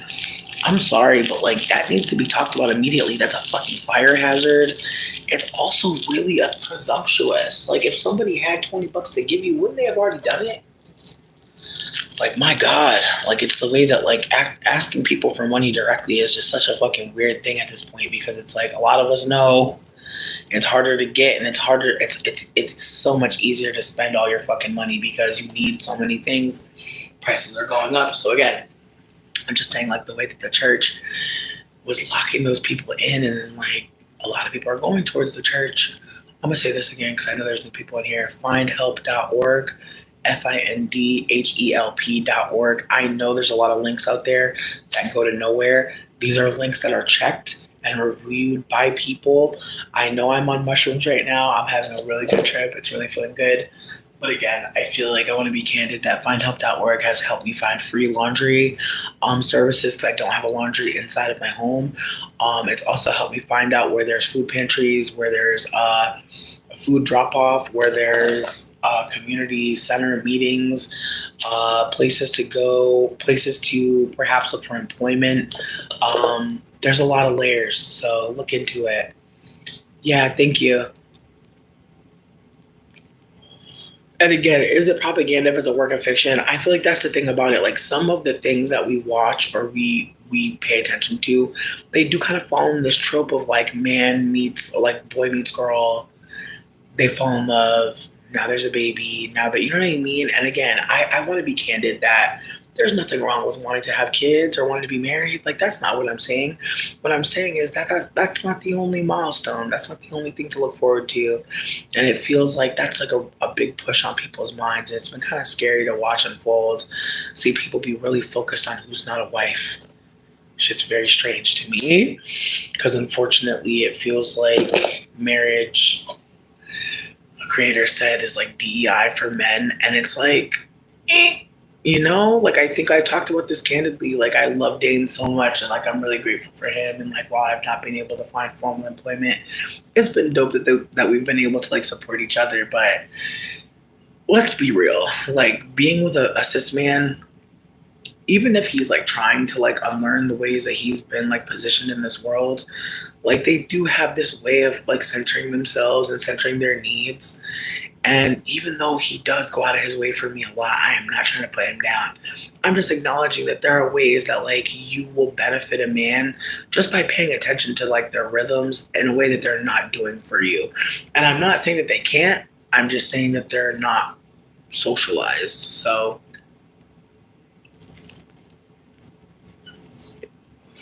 listen, the people that are worried about removed books of the Bible, I think for me is I wonder if the people alive today, if we decided to figure out how we wanted to live, what we would say. That's what I'm most wondering about is like if people didn't think of the Bible as like the framework, what would we want? Like how would we want the world to look? Like if we actually thought about like what we thought the world should look like, what would we say? What would be the things we'd focus on the most? Those are things I wonder about all the time. It's like, fuck what these old ass men were thinking. Who cares? Like, I think even focusing on them is such it just feels so disrespectful to the people alive today. Like, we could actually take stock of what we really want to live like. And I think the worst part about it is like if we actually did that, we'd all realize that we want to be left the fuck alone. We want to have enough food and water, air, like space, time. Like we want to be able to like recover after labor. Like I think there's a lot of things that we'd all be like, yeah, that makes sense. But the religion and the state really does make it hard to like figure out what the fuck we all really want to do. So I think unfortunately, like we're right now between blue and red, which feels hilarious because it's like red doesn't even seem realistic anymore. It seems like it's always been, you know, anti-blackness or performative progression, performative progressivism, and it's like, what does abolition look like now? You know, like what would abolition look like right now? Like what would that look like? But again, I'm on mushrooms, so beg pardon.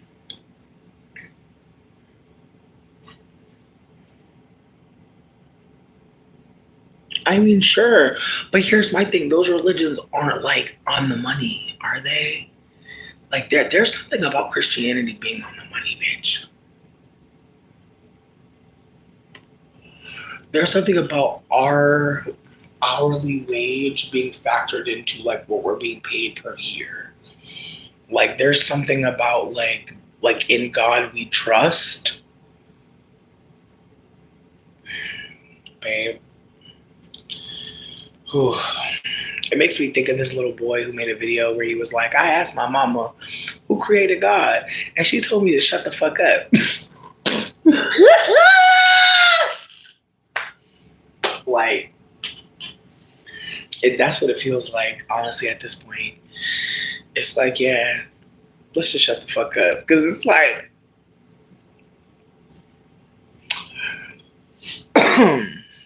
again, it's the way that I never worried about Buddha watching me.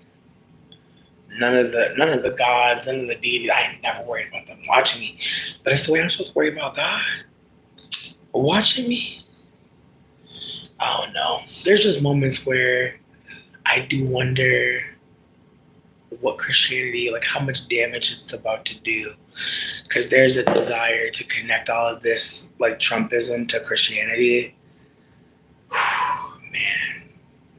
I don't know if it's about to work. I seen some white people out here take their Trump shit down, which had me fucking dead. Because it's like, bitch, like, not you had the big Trump, the big sign.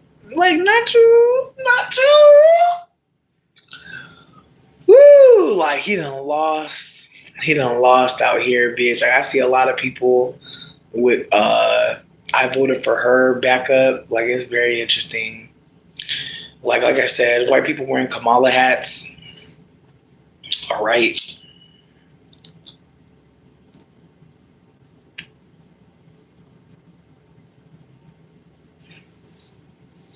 I mean, here's my thing. I wish we could sit with jealousy and not shame it. Because it makes sense why somebody would feel away. But I also think about the idea of our God being a jealous God. It's like, sweetie, it just makes me think of like white supremacy and white male supremacy. And just this idea of like heading a flock, like all of us being sheep. It's very.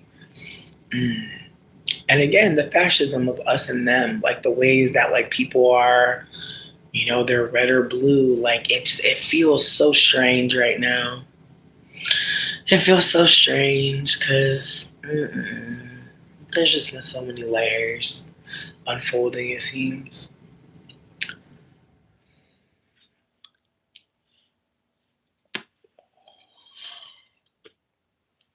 The religiosity is rising. I know some of y'all hear that. And as I said before, like I was in like church school, like I went to school to be a better Christian. And so as someone who also has like people in the church, like one of my mother's father was a deacon and his father was a reverend. And so I definitely come from a family that believes God is important, and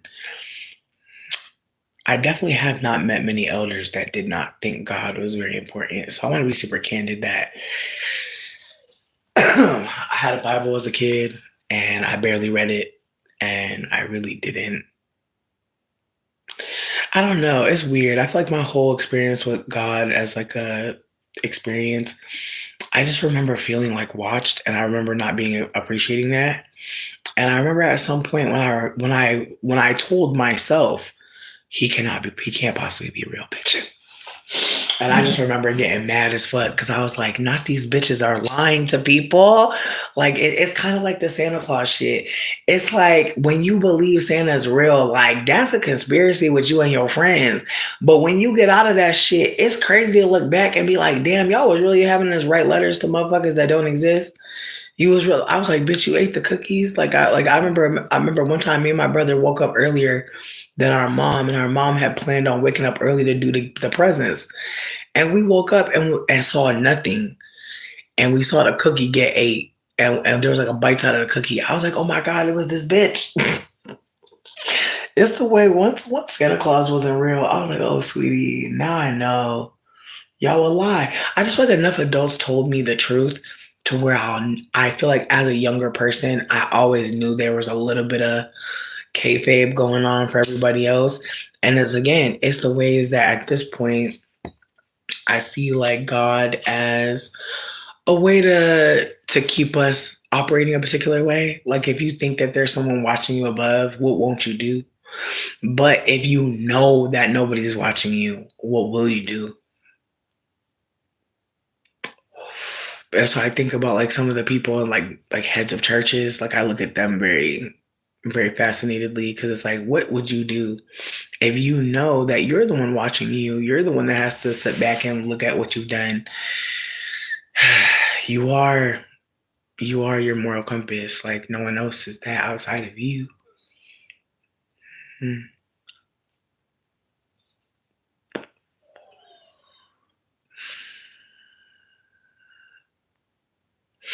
I feel like here's my thing. I feel like as much as I don't believe there's God, like I don't believe in God. I don't believe in the Christian God. I don't believe in that.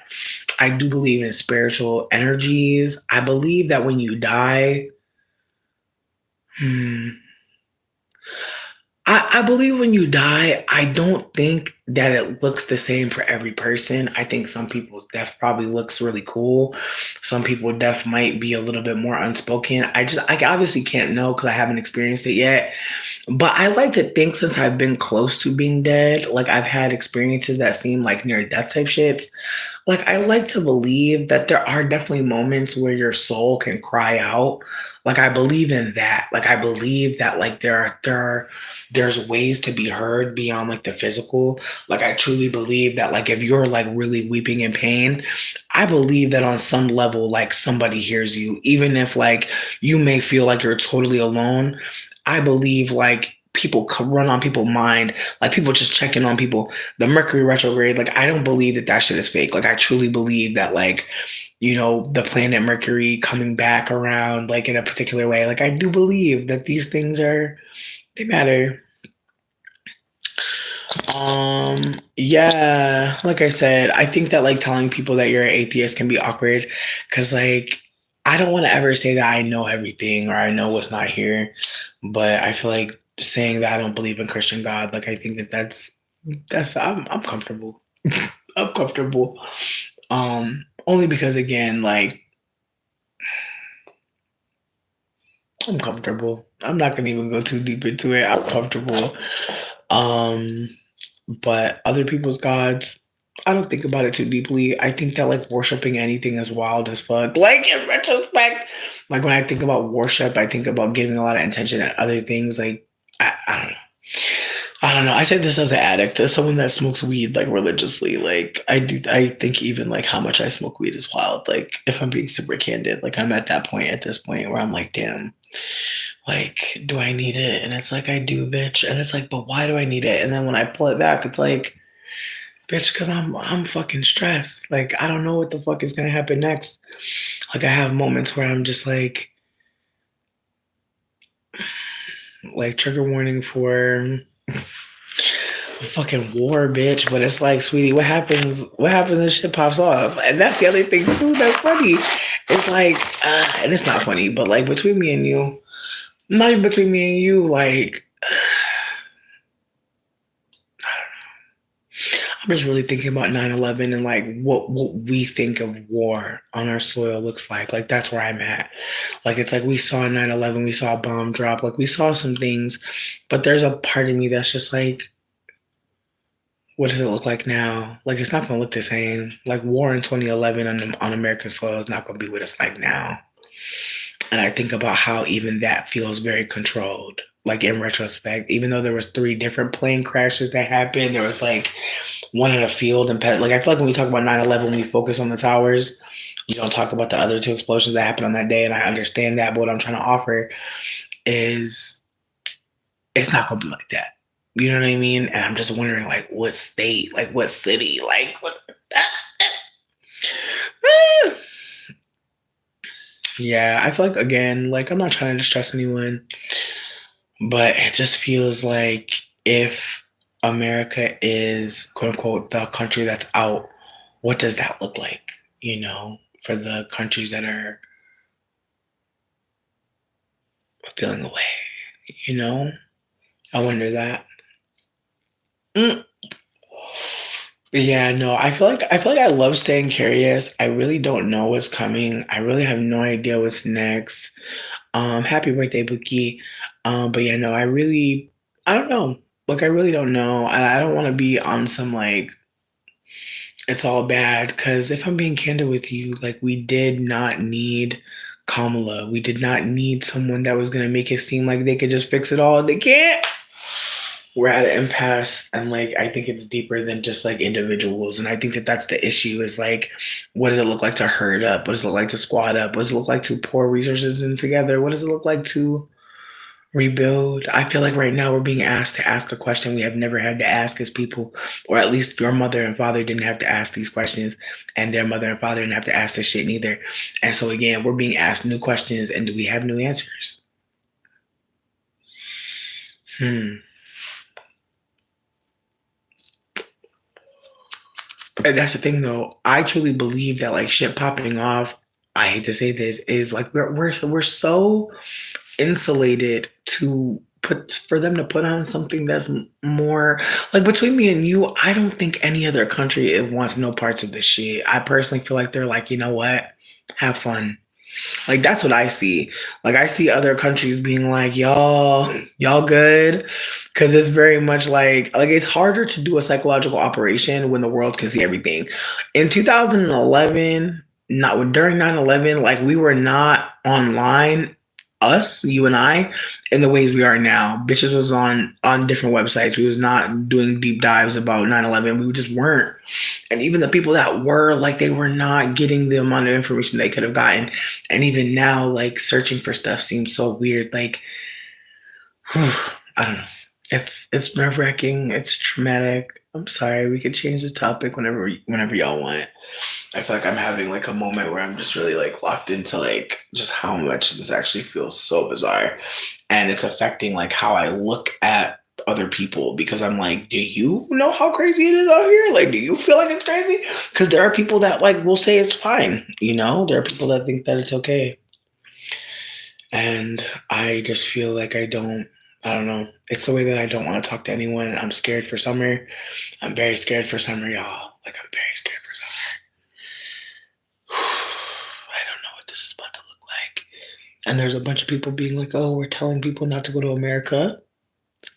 And I'm like, that's great. But like the fact that y'all came here for so long, like, I'm sorry, but like there's just something about this moment that feels so late. Like, no games. It feels late. And it feels late in this way that feels very performative, very strategic. Like it feels like, oh my God, really? Another one.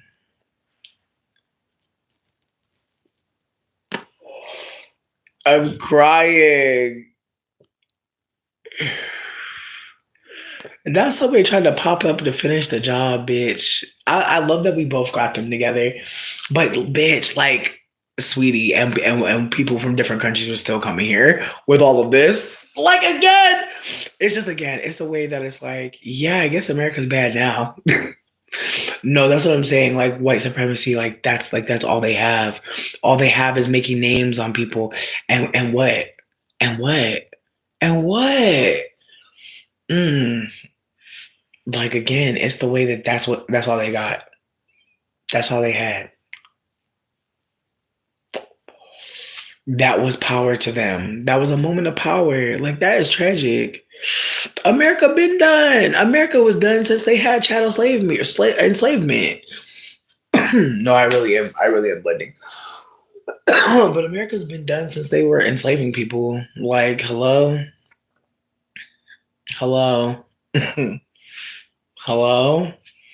So yeah, again, it's the way that this new government really wants us to like pretend like, oh my God, you guys, there's something bad happening right now. It's so fascinating that this is a moment in American history that's shameful. Isn't that fascinating, honestly? That this isn't that fascinating when there's the highest level of education is really resting in Black women. Like, isn't that so fascinating that right now is the moment that like America is so shameful now. They're not talking about the white people. They're encompassing everybody into America. I feel like that's the part that bothers me. It's like, babe, like, it's the way that we're all about to get ate up. Oh, sweetie, it's the way white supremacy was never about to let us motherfucking ascend, bitch. Like, it's so tragic to think about deeply. Again, I want to shout out Falasi Noor. They put out a video that also inspired my thoughts. And it was called like at first it was called Diary of a Mad, but it was called Diary of an Angry Black Woman, or Angry Black Man rather. And I really love that title. I really did. But now he changed it to, I believe, like why being Black can make you mad in the sense of like mental illness. And so he was trying to explain how like anti-Blackness can actually like disable you mentally, and being a Black person or existing in the world that is categorizing you as Black, therefore they're making you unwell.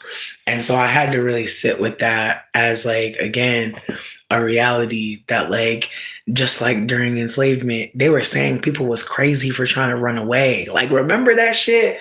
Like they were calling it post-traumatic slave disorder, being like, oh, like, you know, y'all are just like something's happening, but like you want to be a slave. Like not wanting to be a slave was a problem for the state, but they were making it a personal problem. So that's why I'm sitting here like,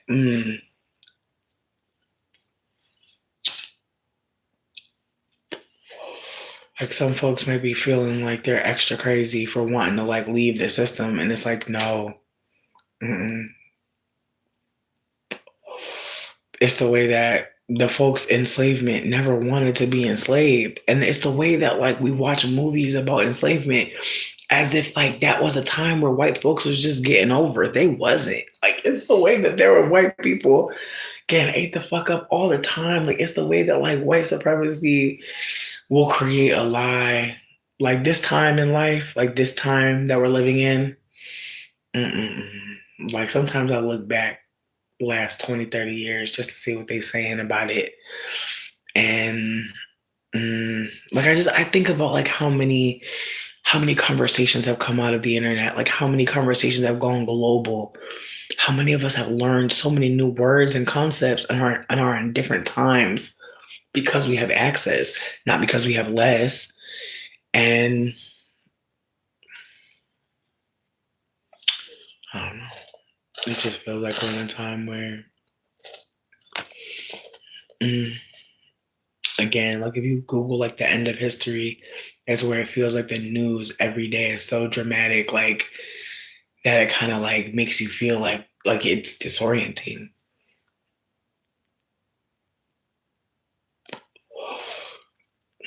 I mean, but Kanye's a Gemini. Like I feel like there's something mercurial happening for sure.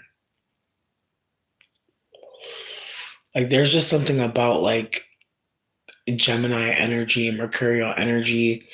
It communicates, like it's the communication planet, and we have a Gemini in office. And I think Donald Trump and Kanye have similarities, but I do think, unfortunately, like we see the outcomes between being white and Black in them very starkly, in that, like, yeah, Kanye still has the money to be where he want to be, but don't nobody look at him like the same way.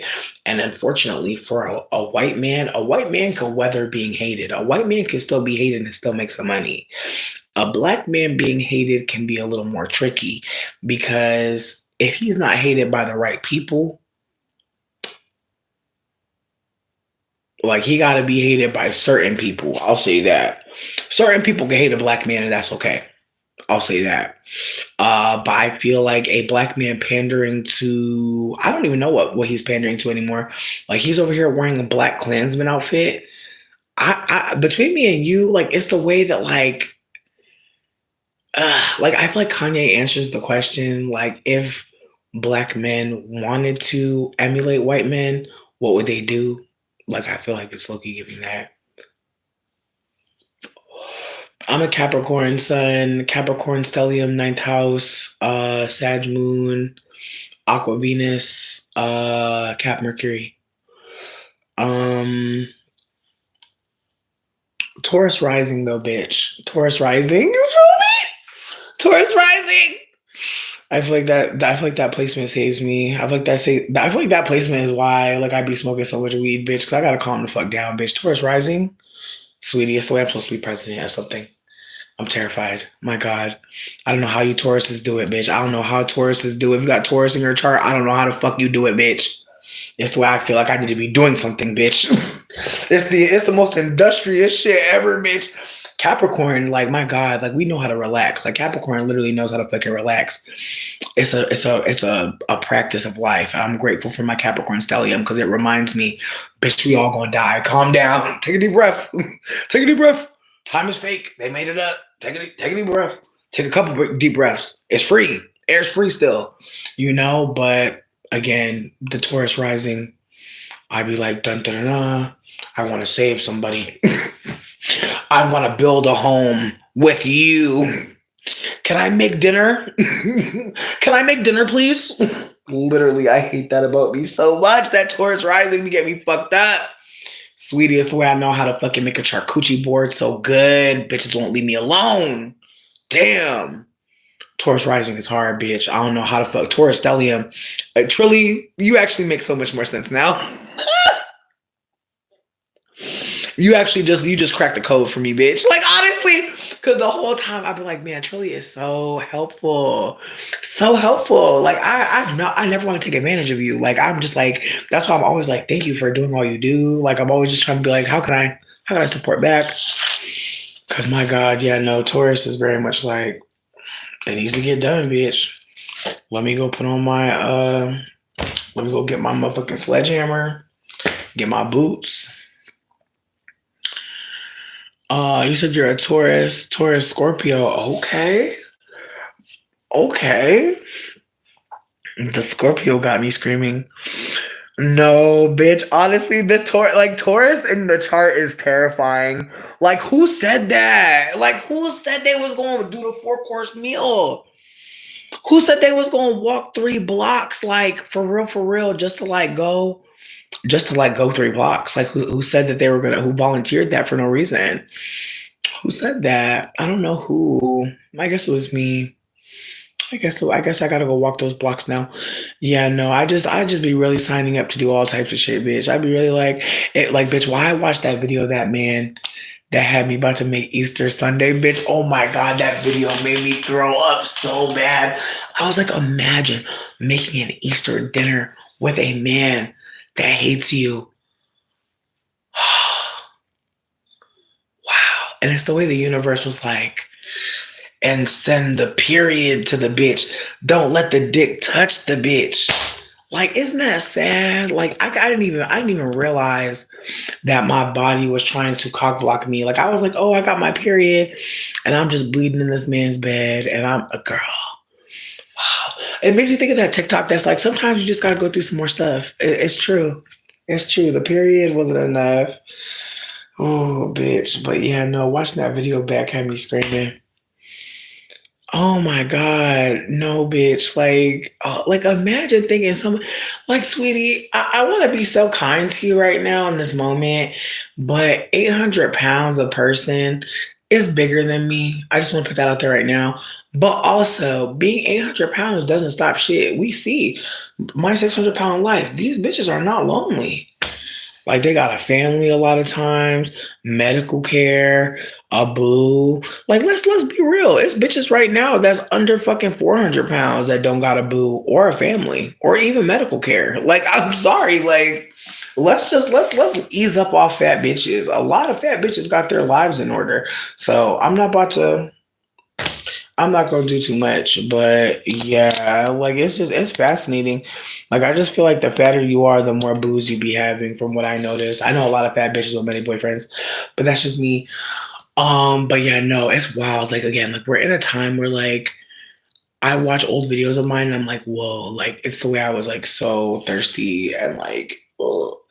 And I just think about girlies today, and it's like they're so much less thirsty. I'm not saying people don't be having needs, sexual needs, desires, but it's just like, man, like it's the way that some of us are just maybe thinking we could be equal, you know? And now I'm just like, oof, like I'm just so happy people getting roses. I'm so happy to see it. Like I'm that auntie. I'm like, I'm so happy. Exactly, Elsie. Exactly, exactly, exactly. Thank you. It's the way that I'm so happy to see people getting their everything. Bitch, I'm on the hillbilly. I'm on that hillbilly. I'm on that hillbilly shit. She's very silly. She's very goofy. She honestly, I never really thought to talk about this kind of stuff while I was fucking with her. I feel like I use her to like play trap music and like low key just get back on my business. Like I low key feel like this is the strain for like I have been sad, I've been depressed, I need to laugh. Um I need to feel honestly like just feel myself again. You know, I feel like this strain really does remind you like you have a body, which I feel like sometimes I forget. Like I think I'm ooh, they restarted me. But yeah, no, I'm really good at forgetting that I have a body. I'm really good at forgetting I haven't gone to the bathroom. With that being said, we've been here a long time. Let's do a bathroom break, you guys. I'm gonna make some more tea. Let's do that.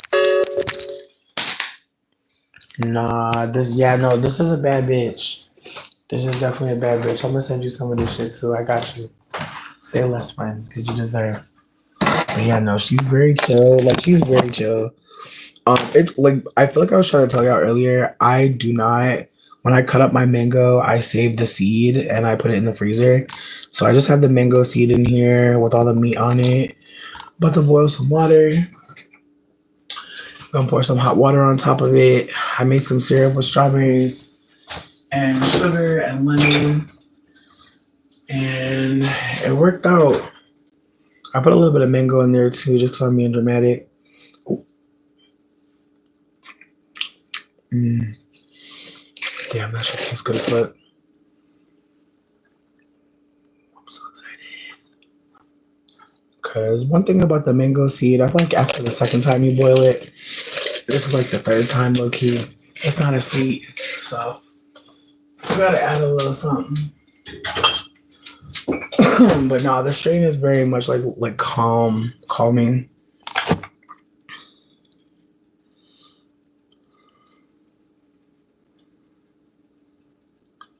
Oh, the seed of the mango, yes.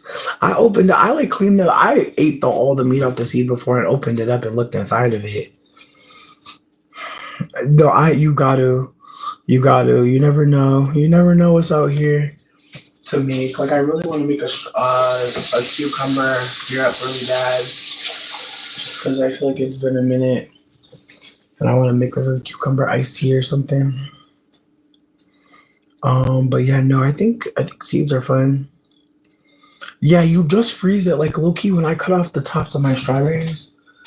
Like I'm gonna say, like this ain't really like the best thing to show, but oh damn, oh no. All right, there's a lot of things going on. But yeah, so these were not about to go bad, but I just feel like sometimes Dane will hit a sale and it'll be like a bunch of these cherries or strawberries or whatever for like it'll be like 5 of these for like $5 because they're about to go bad, right?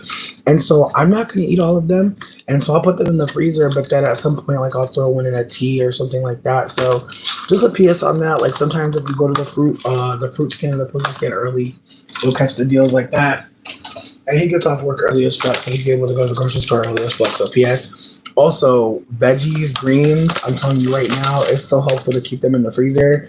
I throw some of this shit in like a waffle, excuse me, an omelet. Maybe even like a pancake. Like I think Dane said he's making fry bread. Also, I always get a lot of extra pita from the Mediterranean spot. I keep it frozen because you really never know, and it's good to make a sandwich every now and then. But the freezer low key is clutch. As far as fruit, like I knew my bananas. I knew I wasn't gonna get to them in time, so I put them right in the fridge. And when I take them out, they're gonna turn black, which means they're gonna be perfect for banana bread. I got 3 of them in there though. All you need is 3 bananas. I also have like an old mango that I cut up, and so if I ever wanted to like add this to a tea, it's already chopped up, so I can break off little pieces to make tea. But you can also throw little pieces in a smoothie. You can also just eat it. But yeah, no, the freezer is the move. Also, my friend brought me a bunch of fucking unpeeled garlic cloves, and I keep these in the freezer too, just because again, you can keep them for a long time, and it's just nice to have frozen stuff. I don't know about no waste. We definitely have a lot of waste, but I feel like after I make anything, I try to just pay attention to what's left behind. But I know that we can't always do that. Like sometimes it's not possible. I mean, yeah, just enjoy. That's the whole point, right? Yeah, I was making tea water this whole time. Ooh. That's the one thing I hate about fucking tea. Is like you can't just drink it right away. The trauma. The pain. Damn.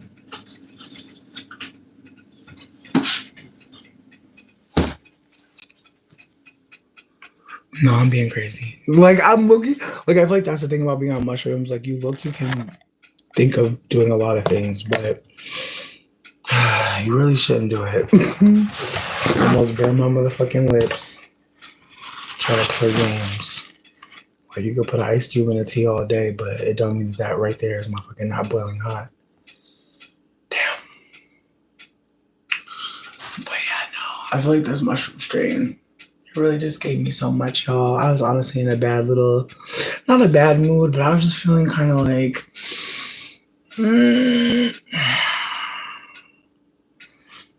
today was just not like a fun day. It was just very, I don't know. I think I tried to do too much trying to quit tobacco like all in one.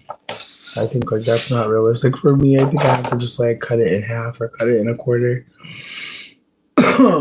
I feel like body wise, I feel really good. But yeah, I think I'm excited for my tea. I didn't burn my lip. I'm glad I waited.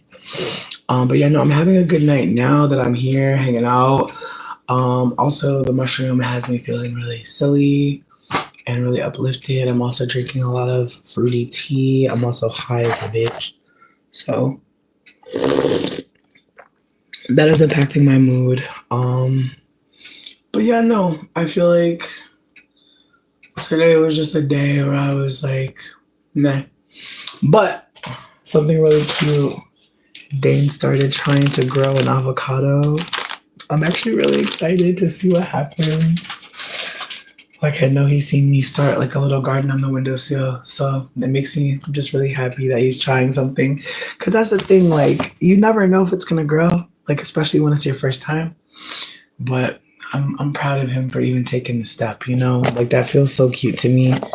Like seeing your partner just try something, even if they don't know.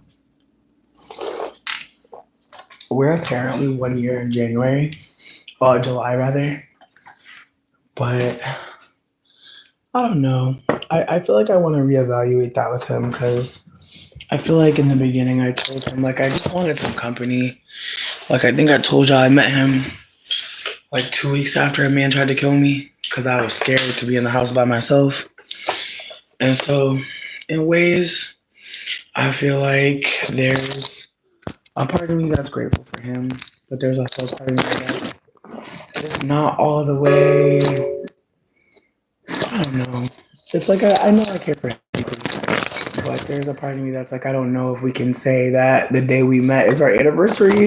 Like I don't remember which day I said, I want to marry you. I don't remember which day he said this or that. Like I don't remember what days or what happening. So I think that we have to figure that out. But we saying our anniversary is the day that we first met, and it's like that can't be it. Like it's just not possible. Like too much stuff happened in between.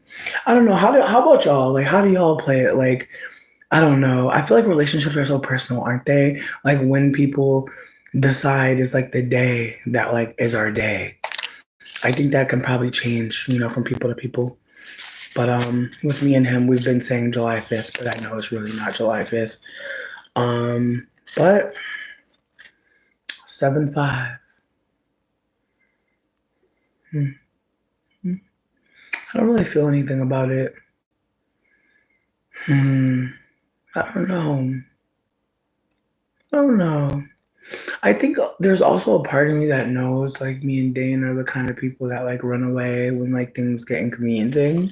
And that's why I think it's really funny that we're in a relationship because like I think like we're both the people that are like, listen, if this ain't really gonna hit, if it's not gonna work, like we're both really good at just doing something else. And I think that that's what's like hilarious here is I think that we both know like in some ways, like yeah, we could do something else. But we're also giving each other a lot of freedom and a lot of grace. And I think that that's something that we both know is not typical of a relationship, especially now. And I'm really grateful, like I said, like I love that he works the night shift. I love that I can like spend my nights talking to my friends, hanging out with people online, or going out to do something fun. I feel like having someone that doesn't work during the day means that like we can go take care of things during the day. We can go to lunch. Like there's some good stuff. I probably do have indigenous ancestry, but I feel like I choose to focus on like celebrating and uplifting like the black ancestors and the mixed ancestors in my line. Just because again, like I haven't poured a lot of time in that, and as someone that has an indigenous partner, I'm not trying to do too much. You feel me? Like I'm not trying to do too much. Like I just found out that my one of my ancestors is Henrietta Lacks, bitch. I'm focused on that. I'm focused on that reality because genetically speaking, it's exciting, but it also makes me wonder who knows, you know? Like it's the way that I'm sitting with information and realizing if I know something, who else knows this, you know? And so that's the part of information right now that's kind of blowing my mind because like some shit that me and you know, we know because somebody wants us to know this. That's why the information's available, right? Some stuff you seemingly don't even know where to start, right? Why is that? Like again, I know it's a very broad question that I'm asking, but it's the way that like we know we can go somewhere to find some information. It's the way we know we can go to Google. But there's moments where, and maybe this hasn't happened to you, but I've definitely had Google like, girl, I don't got shit. Like Google was like, I know a lot about a lot, but I don't have this. And I'm like, all right. So again, right. So it's one of those situations where it's like there's just moments where I have to hold that there's going to be people on earth that are the answers. There's going to be people that are maybe dead and their diary has the truth. You know, I have to hold that there's people not alive anymore that know so much, and maybe that's why they're not here. So there's just moments like that you have as an older person where you're like, damn, how am I going to get this information or where do I start? So that's where I'm at. But yeah, no, I appreciate all the folks being curious and asking good questions. I really appreciate it. As I said, the trip is 1 gram. It's not even all the way done. There's still mushrooms in my cup. I do feel really easy breezy. I do feel really delicious. Like I just feel like I'm so grateful for this strain because it really does It gives energy, it does, but it also gives silliness. And I feel like also because I think the strain knows I need to get some good sleep because my sleeping situation has been kind of whack. Oh, which strain are you on? But yeah, no, my sleeping's kind of been whack, so I kind of knew like if I take mushrooms tonight, my this strain is gonna be like, yeah, bitch, I know you need to ease up a bit, but we're putting you to bed. Like I know this strain is about to give me some REM. I'm so excited to have good dreams.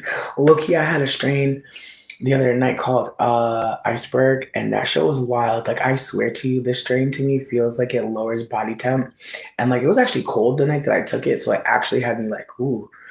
And so, but also like in my mind, I remember seeing visually, like I remember like stimming visually with the strain, which is why I'm even bringing it up. Because I remember just being able to watch something, like it felt like there was a screensaver in my brain, keeping me like entertained. Even though, like, it was weird. It almost felt like my body had realized, like, I want to see some visuals, but I gotta go to sleep. Like it was so funny. Like the mushroom accommodated me so much. It was like, I know you want to see some cool shit. Close your eyes, bitch. And when I closed my eyes, I seen the coolest fucking visuals, and I was like, bitch, thank God.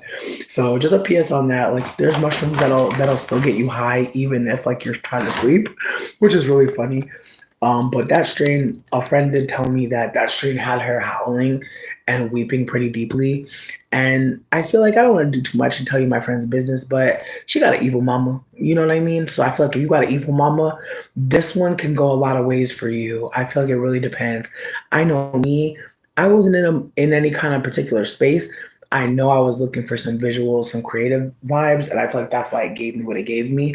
But for my friend, like her energy was very much like she said that it had her like post verbal like pain. Like she wasn't even able to like she said she wasn't just talking. She said all she could do was weep and howl. She said at times she was howling. And I appreciated her saying that because I feel like the strain is very loving in that like it gives you what it can. As I said, I couldn't keep my eyes open. I was very sleepy, but it was like, dude, I know you want to see some cool shit. Here you go. And like for them, they said that they felt like they finally got noises or pain out of them that felt like it was trapped. And I think about how some of us we haven't been listened to enough, and so of course, like sometimes like we gonna have a trip or experience where that shit's gonna come out, like where the truth's gonna come out, where it doesn't matter that someone didn't listen to us in third grade, they gonna hear us now. It's wild to think about, but just because you didn't get it doesn't mean you still don't need it. And so I think that's why the mushroom could be impacting us in a particular way. Closed eye visuals are amazing. Exactly, Charles. What are my thoughts on topical medicine? I like RSO. I'm a big fan. I feel like I've been trying to like show it off more, and normalize it more. Because there are a lot of people who smoke weed, and I'm not trying to talk shit at all, but I know some of y'all be having oral issues. I'm about to have those. I feel like they're coming up for me. I'm not there yet. I did like early dentistry like in my 20s, so like I've been Gucci off that. But oil pulling's been helpful for anybody that cares about like oral health advice from a bitch that doesn't go to the dentist regularly. Coconut oil is the best one, but I'm about to start seeing what's up with jojoba because it's probably way too expensive to like do an oil pull all the time. But it's like the closest to actual skin sebum, meaning like natural skin oil, jojoba is. And so I'm wondering like how much more it will like strain out like some fucked up shit. But as it stands, this is an old grandma's molasses jar. I like to save all my jars. This is cloves and coconut oil, and I had this boiling for a little bit. And basically, like I'll use this thing like a mouthwash. Like it melts in your mouth really easy. It tastes pretty good. You just you don't swallow it. You just kind of like push it through your teeth. Like you don't brush it. I feel like I would not brush it. You brush after you get it out your mouth, but I wouldn't brush it into your mouth. But it kind of like works through your teeth to push like there's dirt that we can't get. Sometimes there's stuff like after eating pushed down, and the oil can kind of help. And what I like to do is like look at the oil after I'm done. So I like to spit it into a glass jar, just because I'm that person. I like to just see what's going on in there. But one thing I like about it is when you do the oil pull, you can kind of see the separation between like the stuff that's coming out of you and the oil. Like it'll separate. Ooh. Ooh, tell me about that when you're done with that. Or just, if you share, if it comes back up again. I'd love to hear the idea because I've tried some pumpkin stuff recently and it smells so fucking nice. Man, pumpkin do smell good as hell. It's the way I'm a sweet potato pie bitch. I'm never eating a pumpkin pie, no shade. I'm not here for her. I'm gonna always be here for the sweet potato. But pumpkin, she smells nice. Yeah, but I don't know. There's just something about pumpkin pie. It's just never looking good to me. I hate to say that, but it just always looked watery. I never seen a sweet potato pie look watery ever in my life.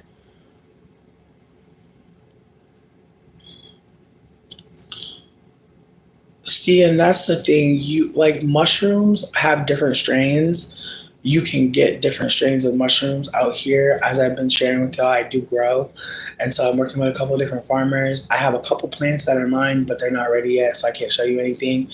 But the cool thing about mushrooms is you can grow them in a bag. You don't need to have a huge kit or anything like that. I've been working on trying to get a kit created just because I know that there's people that are interested, that want to try this stuff, and that also want to just be in charge of their own wealth. Because like I think as much as I'm still a broke bitch, I'm not broke because like I don't have any worth. Like I just want to put that out there, that like some of us may realize that like we have a lot to offer, but we don't have a lot of money. Baby, I love you so much. That's part of this.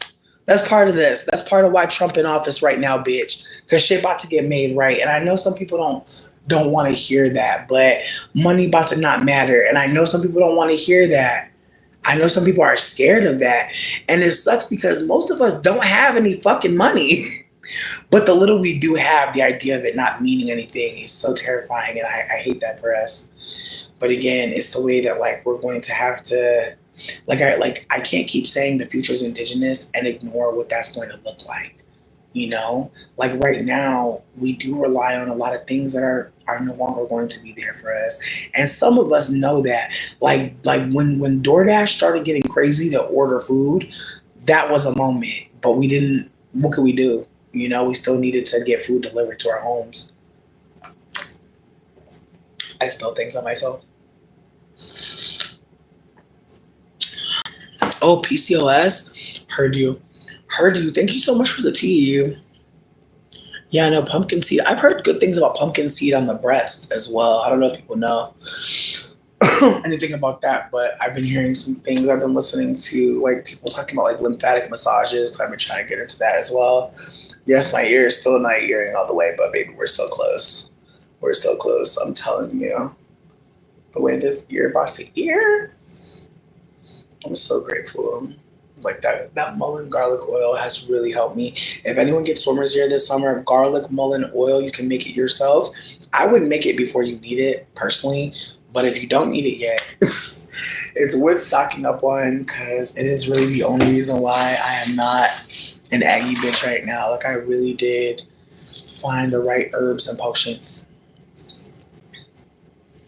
I'm crying, Simon. Whatever is God. Hey, Johnny. I'm crying. No, but that's the thing. Like, no, the time of like women demanding jewelry so they can sell things in times of like lack or death. That's definitely gonna always be a thing. But just the ways that we have bank accounts and shit, the way motherfuckers be having coins in there, bitch, just coins. Woo! The way they be hitting you up like low a lot. Like they be like low balance alert. It's like, girl, yeah, I know that I'm poor. Shut up. Snitching ass, like you over here sending texts about the money. Be quiet. You so loud. Like you are so loud right now, girl. What's up with this email? I know what I took out. Stop. But yeah, no. But again, I'm not delighting in this as a poor bitch. I feel like what stresses me at this moment, and I know we're about to bring down the chat a little bit. I know the chat about to get brought down a little bit. But if we acknowledge in ways that like chattel slavery never ended, that like we are still on the global plantation, then that means we are very close to indigeneity. And I feel like that's something that we may not want to hold, but it's something that really has me like so alive in this moment, because it's like, sweetie, if we never truly got off the plantation, then that's the step before we get back to being wild. Like, in my humblest opinion, obviously there's like the passages, right? What does that look like now? Like, if we're truly going backwards, if we're truly reliving things to get back to the original way of things, where do we go? You know? I'm crying. I'm crying, not Simon. Jesus. You entertain. Anyways, the mushroom really got me. Like, again, this strain is really nice. It's the one I always recommend to people who are sad or who are going through some really fucking tough ass shit. Because it reminds you being tough is, it's a practice. Like practicing stability, practicing confidence. And I think that it's a beautiful thing to know when you're not going to be tough. It's like times are tough, you know? I'm not about to get tougher. I'm gonna get softer and more gentle with myself. And that's been how I've been able to work through things. It's just, take a deep breath and remember, whew, we could take a nap actually. We might even be able to eat a snack and come back to it. I just want y'all to consider that sometimes when we react to shit, we're being controlled. And so sometimes it's important to just take a moment and just evaluate what people may want you to do. Because that's something I wish I had thought of at least a year ago. And it's something that's like been on my mind. And I'm sharing this as like someone that is 35 years old that realizes like sometimes the reaction is what they wanted. Like, that's what they wanted, sweetie. They wanted you to act a fool. Mm. Mm-mm-mm. And it hurts to see it in retrospect when you realize like you really didn't do nothing wrong, but that reaction.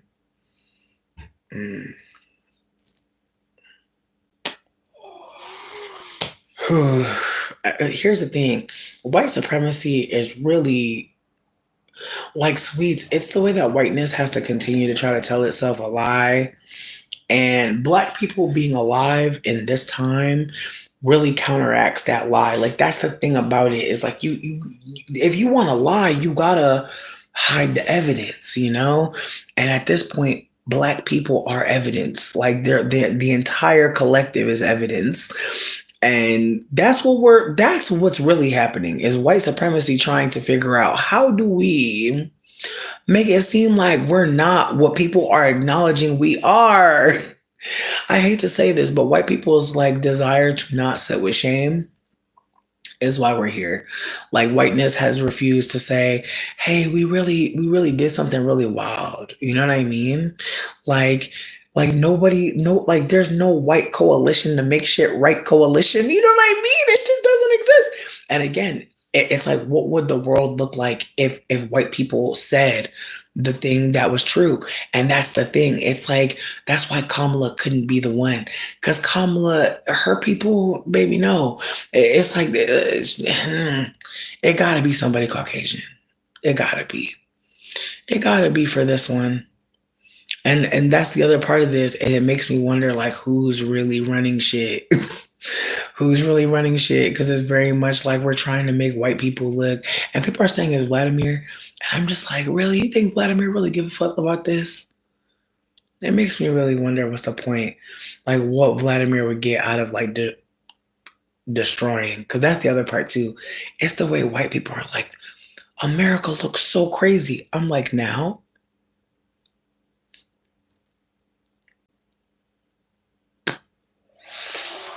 Whew. It's just a psychological operation on top of a psychological operation, because there's no way you could just start paying attention now. It's the way white people are letting us know, like, it wasn't too crazy when y'all was enslaved. Like, it's literally the way white people are like, it was actually okay when y'all couldn't get a job. Like, let's just be real. It's very clear. Like, white people are communicating to us, like, there was a good time when white people were whiting. We're trying to get back to it. I appreciate you, boo, but still, like, it's the way white people would rather like pretend like we're gonna go back to a good time. How was there a good time? Like, I feel like even thinking like that lets you know like who's talking. Like, it's wild. I don't know not one white person genuinely that thinks there was a good time in America. I don't have no white people around me that think that there was good times here. And so it's wild to think that there's white people alive telling anybody that there was good times here. Yo, count all my chins. Take your time. Take your time, baby. Count them all. I feel like this one counts as two. Let's be real. Let's be real. It's giving Korean pancake and it's looking so juicy. Um, but yeah, like I said, I had a friend tell me that they don't want to be a doomer, and it's like, bitch, go ahead. Like, I just feel like I'm interested. Like, you think it can get worse? You think it's bad now? You know what I mean? Again, it's just the way that like people think like there are different times, better times. And it just makes you think of like the psychological operation of telling people there's a better time. There was a better time, or we can be great again. Like, what a psychological operation to make people think like there's something to go back to. Mm-mm.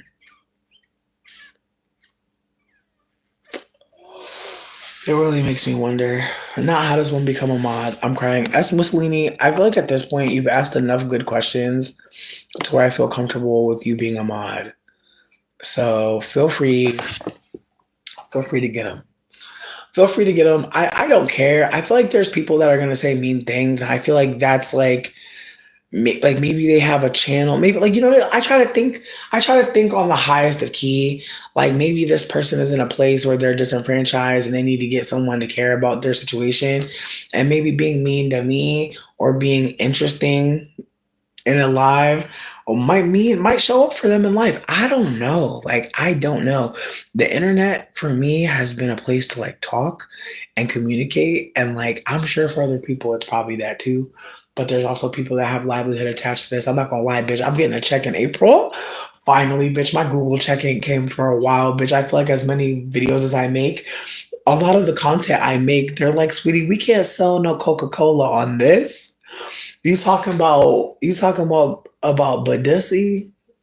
You telling people not to boil Fabuloso? We cannot advertise on these videos. They're like, sweetie, YouTube really don't make a lot of money off me, bitch. They be trying, but it don't be working out, bitch. I be telling people where to go. But once again, findhelp.org, bitch. I'm trying to do my own ads because they be really playing games. I don't know what they be putting on my shit. For all I know, bitch, you done seen like a commercial to Lassie on this shit. I'm so sorry, girl. Like, they asked me to. They're like, "Do you want us to be more aggressive in the mid roll?" I was like, "Probably not, bitch." Like, who knows what kind of earnest goes to fucking camp fucking shit they be showing in the middle of me talking about fucking anti-blackness. I'm sure they be showing you like Clifford the Big Red Dog. I am so sorry, bitch. Truly, like, click the ads if you feel like it, you know? Absolutely toilet paper blunt. Absolutely. Yeah.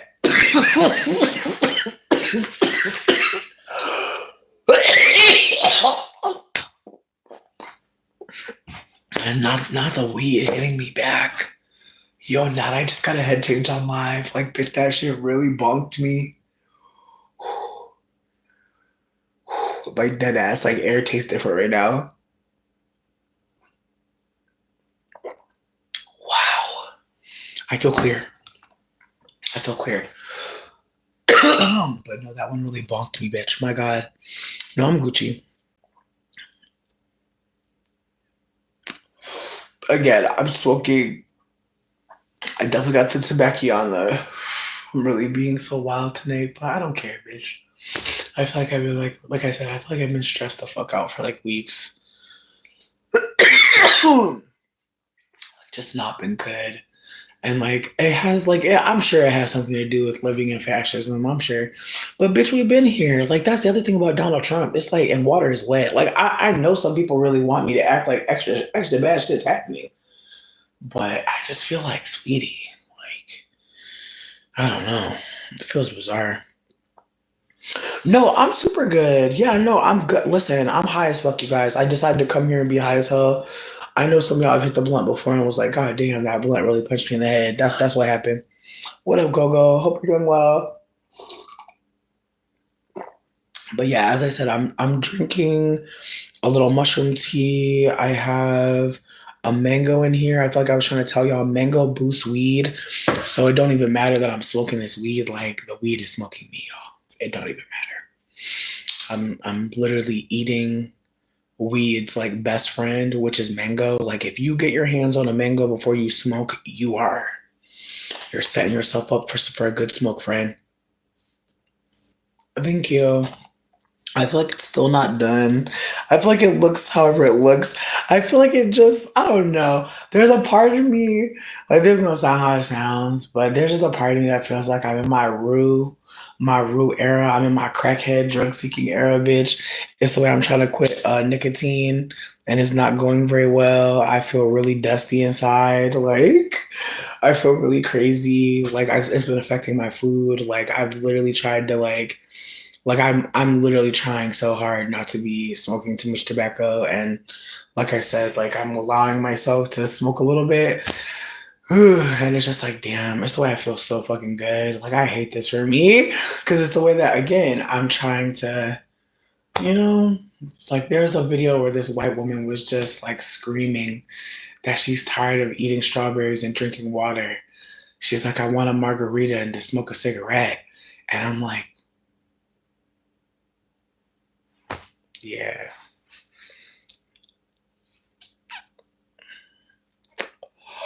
Again, I'm just trying to share as much as I can. I'm crying. Not I am God.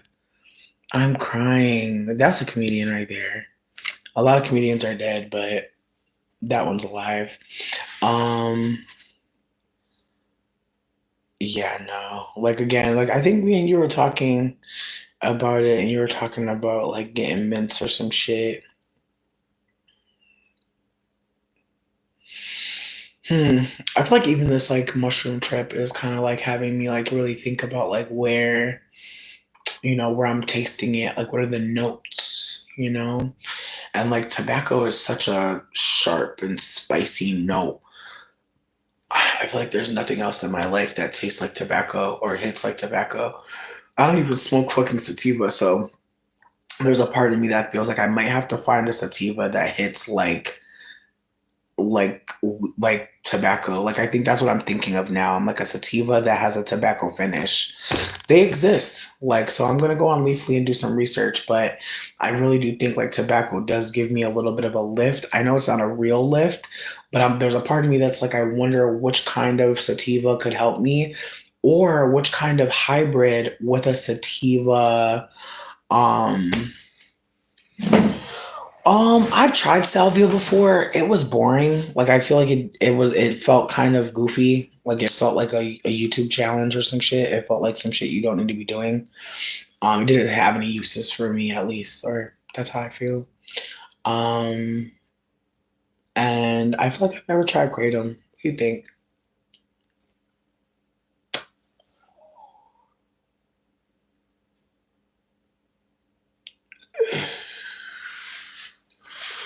Yeah, no, I hear that for sure. I feel like I can't even imagine not having tobacco every day. Like I'm not at that point. Like even smoking, like I feel like it also triggers like hunger. I feel like that's another part too.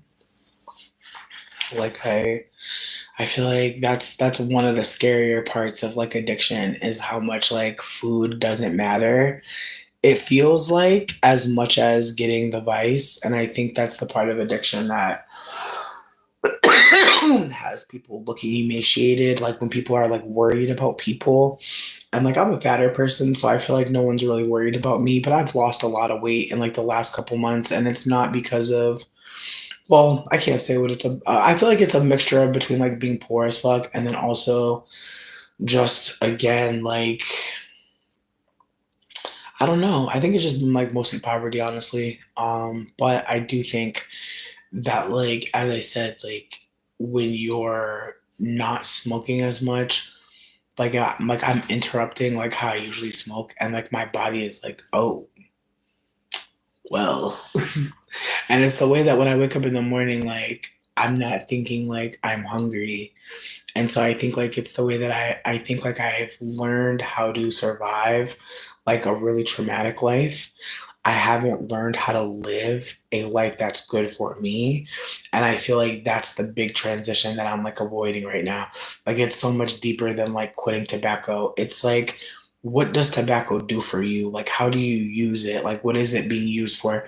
So I'm really trying to like reverse engineer like my addiction, because again, I get something from this. Like just like sitting here and talking to you and laughing, I get something from that. Like yeah, I get the feeling of community. I get the feeling of, being a part of a collective, being with more than one person, experiencing something, more than one person's perspective on a story, or even more than one person talking at the same time about something that matters to them. And we spend as much time or as little time or way too much time or way too little time. And again, it's the way that we don't,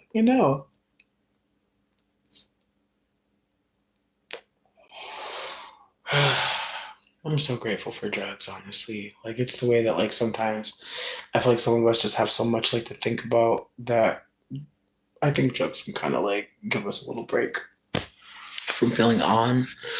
Um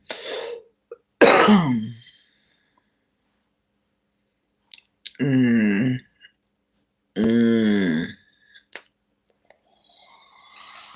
I feel like when it comes to mushrooms, I think like there can like I think strains have more to do.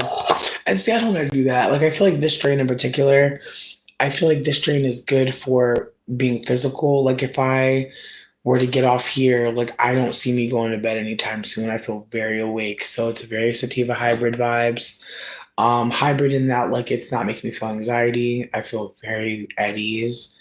But I also feel very wistful.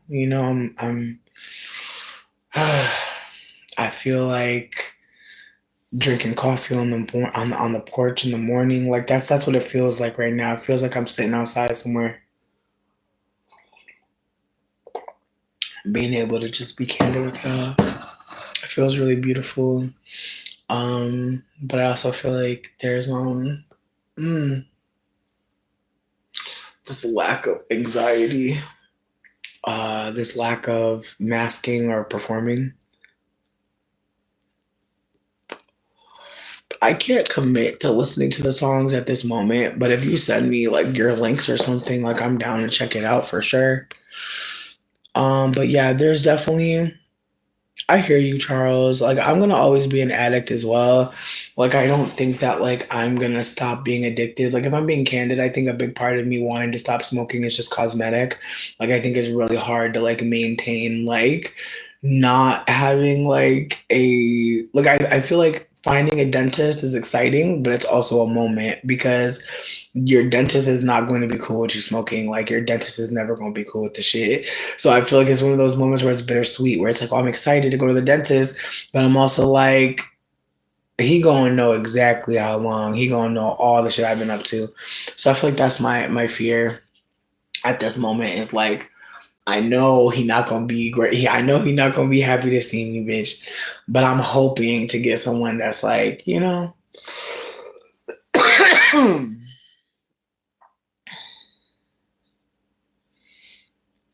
mean, grateful. Grateful. I just want to say, telling people to take a handful of mushrooms and report back, that's not helpful. For anybody out there that has mushrooms and you want to do them, but you're scared, there is a place, an online forum called firesideproject.org. You can find them and talk to them. You can even text them if you're having a bad trip. And I'm really aspiring to either like put together a spot that is more like BIPOC led, because I do think that like from what I've seen, it seems very white owned and orchestrated, which is fine. But I just try to think about like what happens if like a non-white person calls in the middle of a trip, how many different combos could really go left. And then also like hearing a white person on the phone, like I think about how like you might be tripping and then somebody white is talking to you. And again, it's the way that like whiteness is sonic. It's the way people can hear people be white. And I just want to hold that like, somebody might want to talk to someone of color. Like I feel like that's the reality. Like I've definitely had a moment where I've asked a white person, "Does anybody black work here?" And they had a moment where they were like, "You know what? No." Like they were like, "That's actually not possible for me to help you." And I was like, "Thank you." I was like, I just don't want to waste my time. I was trying to tell her, I was like, I'm not trying to waste my time. I was like, because telling a white person about racism could really be a waste of your time. And she's like, I hear you. And I'm just sitting here like, do you? Like, there's moments where I talk to white people and I'm like, because some of them know, like some white people know exactly, maybe not know, but have heard and listened and internalized. And so for the white people that's still trying to catch up, it's so frustrating because though like it's the way white people want to be like, you're being racist. It's like, no, sweetie, I'm really not. Like that's the thing. Like it's the way that it's the way that white supremacy created blackness. It's the way that white people saw non-white people, saw black people and decided like there's something different. There's something not like us. Like it's the way that white people's perception of who is black is literally what kicked off literally race being meaningful. And it's the way that they've used like the subjugation of deep dark skinned people to seem like, and again, it's the way that like the subjugation of deep dark skinned people has been just so many different places. And there's black people everywhere. There's black people every fucking where. And it's just the way that, again, in America, the ways that there's been just a big show of whiteness, like showcasing how evil it can be and how brutal it can be. And again, it's the ways that like whiteness shows us a violence that is so obvious. And it's the way it has convinced people that black people are scary. It is wild to really sit in that reality that we live in a world that is not sure about somebody black, but who are what? Again, like, please go to my community tab. Please go to my community post. I post a lot of stuff from content creators that are talking about content that I couldn't bring to you because I'm a light skinned person who has a white mama. So there's going to be some conversations I'm never going to be able to start, nor finish, nor even engage with for real. And so I'm trying to just know my place and uplift what I can because, again, there's so many black folks talking right now that are offering so much. And it feels like this is going to be a part of history that you only catch because you got your grainy diary, bitch. I'm telling you. Ooh, it's going to be interesting.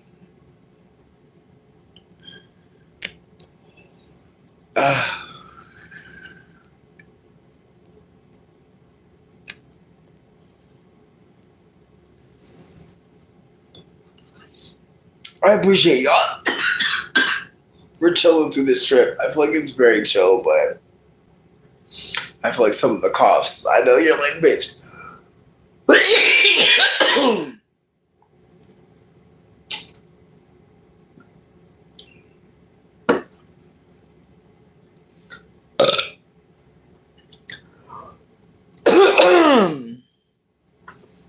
I mean, that's the thing about the dentist. Like, I think for me, it's just because I know that like smoking has not been good for my teeth, and like I can tell, and like it's just the way that like I remember like I had a dentist that was very annoying, and he used to be like he was like I had the same dentist like for my whole life, like literally from like a baby to like teenager, and it's the way that like he used to cuss out my mom, he used to get mad at her.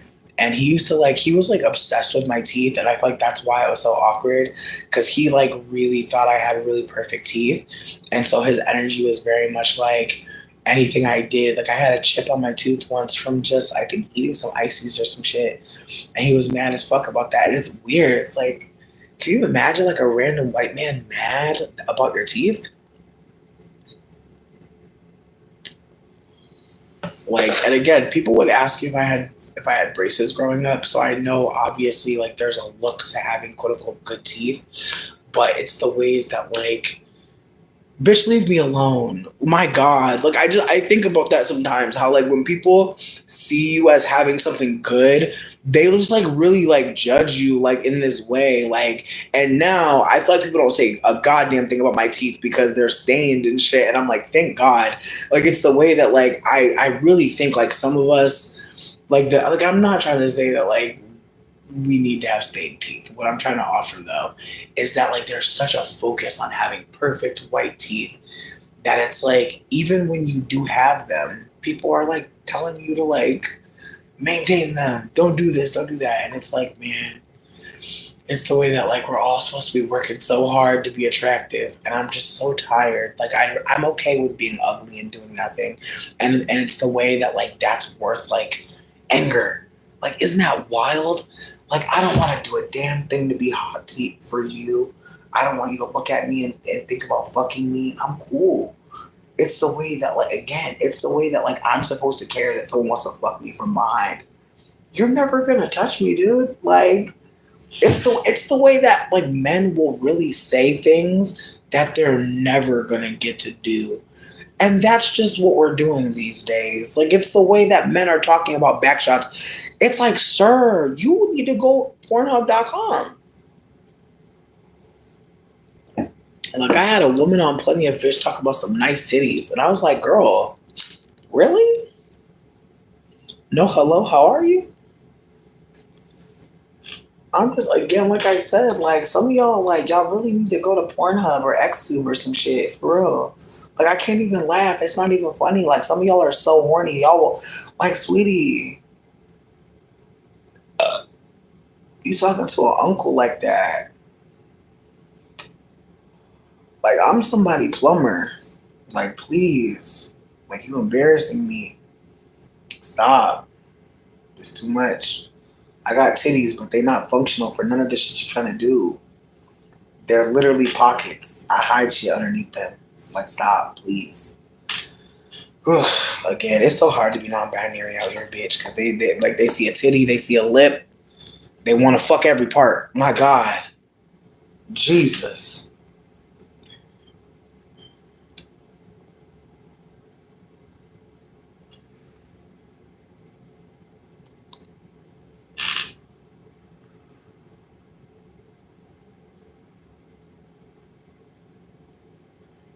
Trilly, you're a national treasure. These men don't deserve your wit. Like it's the way that once you're on the stage somewhere, I feel like, sweetie, it's the way that I'm gonna have to pay to talk to Trilly. Like it's the way that Trilly got stories. It's the way Trilly belong on stages. I'm crying. Like this man really, like, again, it's the way that motherfuckers be saying weird stuff. America don't have no two genders, baby. It's okay. Y'all could live in that delusion by yourselves. Like, isn't that so beautiful? All of y'all Trump people, y'all could live in y'all delusion. We're allowing it. You won. You won, sweetie. Go ahead and live in y'all delusion. We'll see y'all in 4 years. Have fun. Have fun, baby. You're not gonna get the reaction y'all want. Y'all want it so bad. We're gonna make y'all suffer.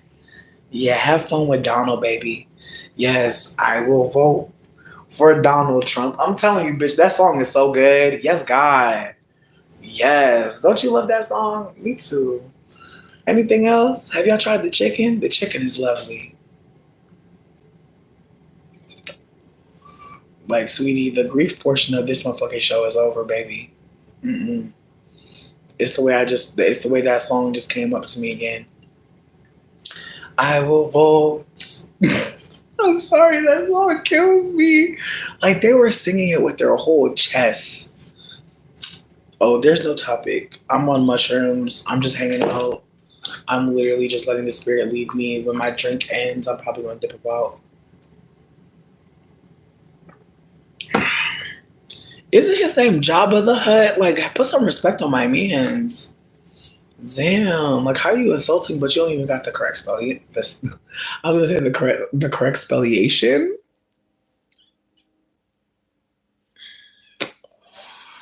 Uh, Not you know Trump is crazy, but you still standing on the wrong opinion on gender. That's fine.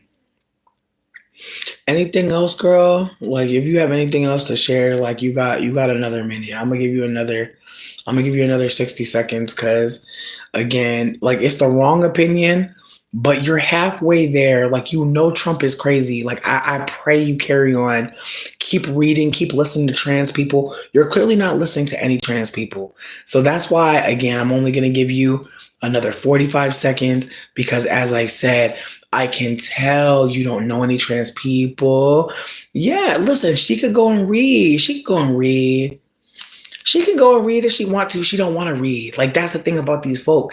They want to be seen. It's awkward because it's like, baby, do you got anything else to promote? Like, are you doing anything? Because it's like, do y'all just want someone to talk to you? It's low key giving like I don't have any connections with people, and all I want is to like rile people up. If that's the thing, like if you're just a sim who's mean, like if you're a sim with a mean trait, like just say that. Like I just sometimes I'd be like, y'all be talking like y'all know so much, but like you're really telling us you know very little.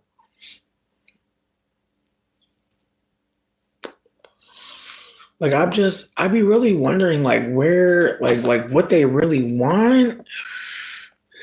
Yeah, no, I know. Look, it's the way that your messages are being hidden because they're not right. Like it's the way that you're not saying anything that makes sense. It's unfortunate. But yeah, again, it's the way people look between people's legs and think that they see something. Again, Jasmine is a waste of our time. Like I said, I wanted to give them a good 60 seconds, but they're not going deeper. And I hope that this block makes them wonder, like, what don't I know? You know what I mean? Thank you, Alex. We appreciate you. But yeah, no, maybe this block is going to be the block that reminds them that there's something else to think about out there. There's more out there. Um, oh, she said, "Fuck you, people are crazy." Okay, wow, that sucks. Again, like it's the way that they're doing gender checks on people. It's the way Black women are getting kicked out of bathrooms. Like, I don't have time for it. Like, if you're gonna be transphobic, sweetie, we're gonna give you 60 seconds to explain yourself. If you can't do it, that's okay. We know you can't. We know you can't. We know you don't have a leg to stand on pot to piss in, but we're going because people love to make it seem like, oh, the trans folks, they can't. Go ahead and talk. I mean, here's my thing. Like the issue with Trump is like it's so reductive. We have a white supremacist issue. Trump is just the latest manifestation of how white supremacy is operating.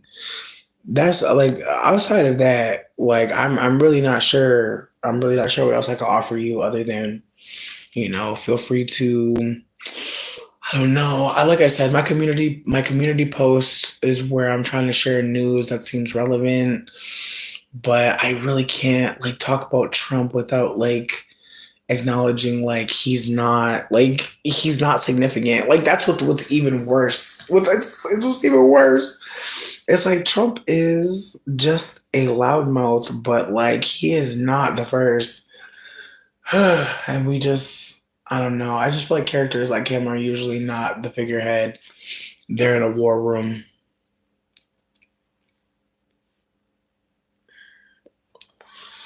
Here's the thing about man and woman. The idea that someone is a man was created. Like it was not like it's not law, you guys. Like we're literally bugs. Like we literally exist on this earth just like everything else that exists here. Unfortunately for us though, we have been brainwashed. We've been propagandized. Like we've been taught what to believe. And a lot of us have been taught different things, but mostly we've been taught that like when someone looks between our legs, those two things matter, seemingly as if there's only two things to have between your legs, which again does not explain all of us or include all of us, but it's the way that some of us are not supposed to be included. And it's the ways that is what humanity is, the project of it, the project of saying who is human, it really does leave out so many. But again, if you never let the people who are not included in humanity speak, how many people do you think we're missing? And I think about that. Those are the questions I worry about. Is like, who's not here? Like, who are we missing? And who even knows how to talk about themselves? Like, there are so many people that don't know how to talk about themselves. Don't have all the language.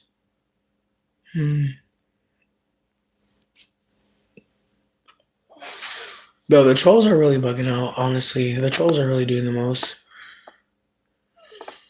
But again, like the idea that like woman, like the concept about women sports, here's my genuine conversation about that. I wish that sports would be open for all, but unfortunately there are not a lot of spaces um that are operating with the gamut of gender, the kaleidoscope of gender in mind. It's the way people come in here and accuse me. Like I was watching old videos of mine, and like I made a couple of videos when I was like in my younger 20s, like where I basically was like, I was trying to be funny, but I clearly didn't have comedy at the time. And I was like trying to make a joke about like people saying I was a trans person. And I was like, wouldn't y'all just be able to know?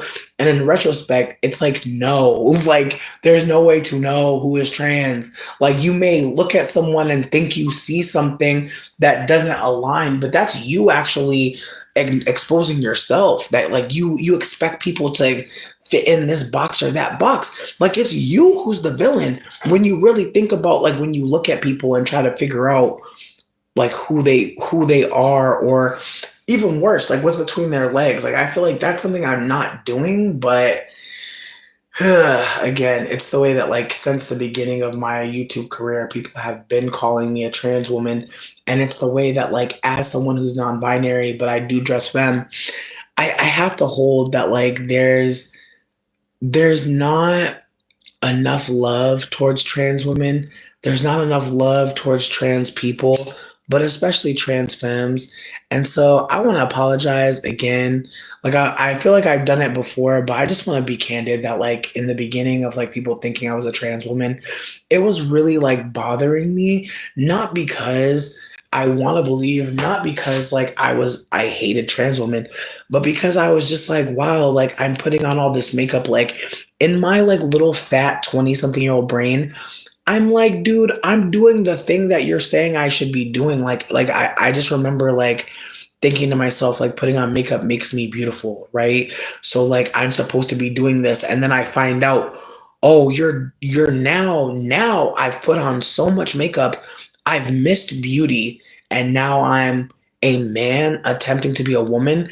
And it's like, oh wow, like what a thing. And again, it's the way that like in the moment I'm taking it personally. Like I'm just like, whoa, like I look ugly is what they're trying to tell me, right? Like they're saying all these words to try to tell me I'm ugly. And so I'm just hearing that and sitting with that and being like, damn, like I put all this work in and now I'm ugly. Fuck. And so again, I wasn't even thinking about trans women being hurt in that moment. I'm more thinking about how much work I just put in to look beautiful, and people are telling me I look ugly, and they're doing it in a way that is transphobic, but I'm not seeing it that way. I'm seeing it as like they're using this community to try to hurt my feelings. And so again, I want to be candid that like as a non-binary person, I don't feel the need to disclose too much other than like when I was born, they looked between my legs and they were like, this is a girl. And even though like I don't have any desire to change anything about my body or be on any kind of transition journey, I think I have to be candid that like I knew in some ways that like putting on makeup and shit like that did not appeal to me. Like it was something I did because I knew if I don't do it, then like I'll be punished. And so I think about the ways that like even tonight, like I barely put makeup on, but I still did because I knew that, or not knew, but I feel like there's reward in that. And like I feel like even having it in your house, like you know what to do. Again, I know I'm behind in chat. I know I'm like just going in. But I'm still reading. I'm crying. No, I should make movies. You're so sweet. I wish I could support people who want to make movies and documentaries. Because again, like I love thinking, I love talking. I obviously love to fucking talk. But I really like to watch movies. I really want to watch stuff with you. I've been thinking about that. There's a couple things I want to watch. Like there's a couple YouTube channels that I really love to support. Like by just again like bringing folks to their channel to watch, because I feel like that's another thing too. It's like if I stream their video and a bunch of people watch it, do they get those likes? Do they get those views? Do they get those comments? Like those are things that I'm trying to figure out. Like I want to be as ethical as possible, especially in a time where like we're not, excuse me, we're making a lot of content, but like we're not getting compensated for it.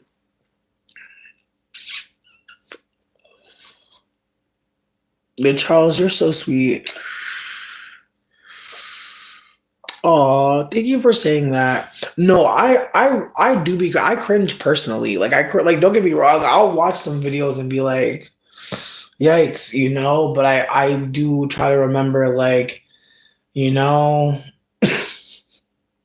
my mom's a crackhead. Like I just try to remember like my mom's a crackhead. Like honestly, like there's just moments where I'm like, yeah, but this character, they were born in a dumpster. You know what I mean? Like I just like there's just moments where like I have to remind myself like, but like literally you were breastfed by a rat in a dumpster. So like you have to remember like things like that, or else you know it won't make sense. So that's again, I know that's gonna sound crazy to somebody. I'm trying to make you laugh, but like genuinely, I just have to remember at times like I came from a crackhead. Like I have to remember that. Like, you know, like there's gonna be wild moments in my life. Like unfortunately, like it's sad. Like it's hilarious at times. Like I'm grateful as a comedian that I have this backstory and this lore. But I do think that's the part about it. Like it's the way I can text my mom and I really never know what this bitch gonna be on. Like this bitch just told me that she wishes that she could move to an island with her boyfriend. And it's like, honestly, bitch, yeah, that sounds dope as fuck. Like again, it's the way I really don't hate the lady. I just don't think she should have had no kids. She should have just lived on an island with a man and did her. Like it's the way I actually understand the bitch in retrospect. But it's like, sweetie, it had to be all this. My goodness. But again, it's the way that it's the bitch for me. It's the way that my dad will never touch a drug, and he's the most unreasonable person. Like it's so funny to me. It's like my crackhead mama has way more mental capacity, more emotional intelligence, especially at this point in her life. Like she's definitely getting herself together. She's not there. She's not there by my standards, obviously, but you know, she do her thing. But it's the way that I'd so much rather talk to Tammy than try to pretend like I want to talk to Mark. My God, like sweetie, it's the way. I don't know.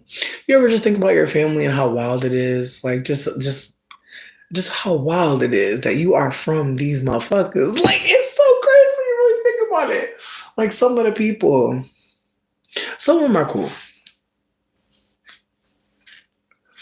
But bitch, it's the way that Precious, like, babe, I remember talking about Precious and just being like, it's the way we got a new fat slur. Like, it's the way anytime a fat woman is anywhere. Like, it's the way when Lizzo came out, I was like, bitch, now we got a new fat slur. Now we got a new slur. Like, sweetie, anytime somebody fat becomes famous, we got a new slur, bitch. Shit be making me sick. But low key though, because I don't want to do too much. I don't want to do too much. But it's the way that some folks do not become slurs.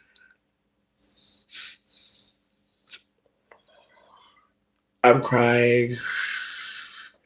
Here's my thing. It's the way that I mean no shade when I say this, but it's kind of crazy that my mom had kids because it's like, girl, you already was kind of off, and then also like you got away from your family.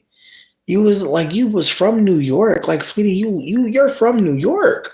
Granted, you from a little bit upstate. You're not from the city for real, but girly, like low key, like I don't know, sweetie. Like low key, I hear you though. I feel like our moms be sick. I know my mom be sick hearing me talk because I'm like, sweetie, You gave birth in the winter? What? As a Capricorn, I just look at my mom so crazy. I'm like, sweetie, you was pregnant in summer? All summer? You was pregnant and you couldn't even pop till winter? Tragic. Thank you, Godo. We appreciate. Listen, these mushrooms are really hitting. Like I said, like this is the mushroom strain for being unserious, having a lot of energy, feeling very goofy, and I needed it, bitch. Cause like low key, I've been trying to outthink poverty and anti-blackness, and I just really had to remind myself, like, sweetie, that's not the point of this. Sweetie, that's not the point. And that should be hurting. It be hurting sometimes to remember, like, there's no way to get more money. Like, there's no way to escape anti-blackness. Like, and that's it's a traumatic thing to say. Like at one point, I think I thought like I could just learn more about white supremacy to get free. You know what I mean? Like at one point, I'm thinking like, oh yeah, I'm just gonna learn more about the colonizer. And I'm gonna get to freedom, sweetie. Again, like I said, like this is not a serious mushroom, and we're not in a serious place, right? So yeah, but again, it's the way that you could really think, you could really believe something, and then you could start to learn, and then you could become someone who knows. And oh my God, like this is such a random aside, but I'm bringing it up because I keep on getting like people sending me these videos. But there's been this video going viral of this white woman going to hug these little ballerinas, and she excludes this one girlie who's very clearly mixed. And it's an awkward moment because you see the mixed girl try and still include herself. And it made me so sad because you could tell in that moment that the child didn't realize she was being rejected. And as an adult, I think about how I don't put myself in certain positions for a white person to play with me. Like there's just moments where I really won't even allow them to ever play with me. And I think about moments like that where like a white person is literally in your face, like letting you know, like you're not going to get the hug, you're not going to get the energy. And the ways that people are talking about that video is so sad because again, it's like that video is it's viral. Like that little girl, who knows? Like, and also we're in the time of like white supremacy being like rebranded as like fuck empathy. Empathy is so stupid. Like, who cares about poor people? Like, it's very. Ugh. And so, with that being said, like, there's a part of me that feels like this little girl about to get bullied, or just her family gonna be looked at like, why are y'all saying anything? Like, I just worry about that. Not saying, and again, it's the ways that like in this time, like even seeing that, it's the ways that we know for fucking sure, like brown skin, deep dark skin people are going through way more. And it's again, I'm not bringing up like this mixed person or this mixed child. I'm just acknowledging that like these are the things that they want us to focus on right now, and that's why I'm trying to pull it back because again, like there's been two instances so far of brown girls that were mixed. One who had a white mother. Like I don't know if anybody saw that video of the white mother who had pulled the cart really fast and the brown child fell out the cart. The child already had a wrist cast, indicating that they had already broken their wrist, perhaps. And so they literally were standing up in a cart, and their mother pulled the cart so fast that they fell out and hit their head and were screaming. And the first person to get to them wasn't their mother. The first person to touch them was a stranger. The first person to try to console them was a stranger. And the mother was very upset that people were intervening. And again, it's a moment where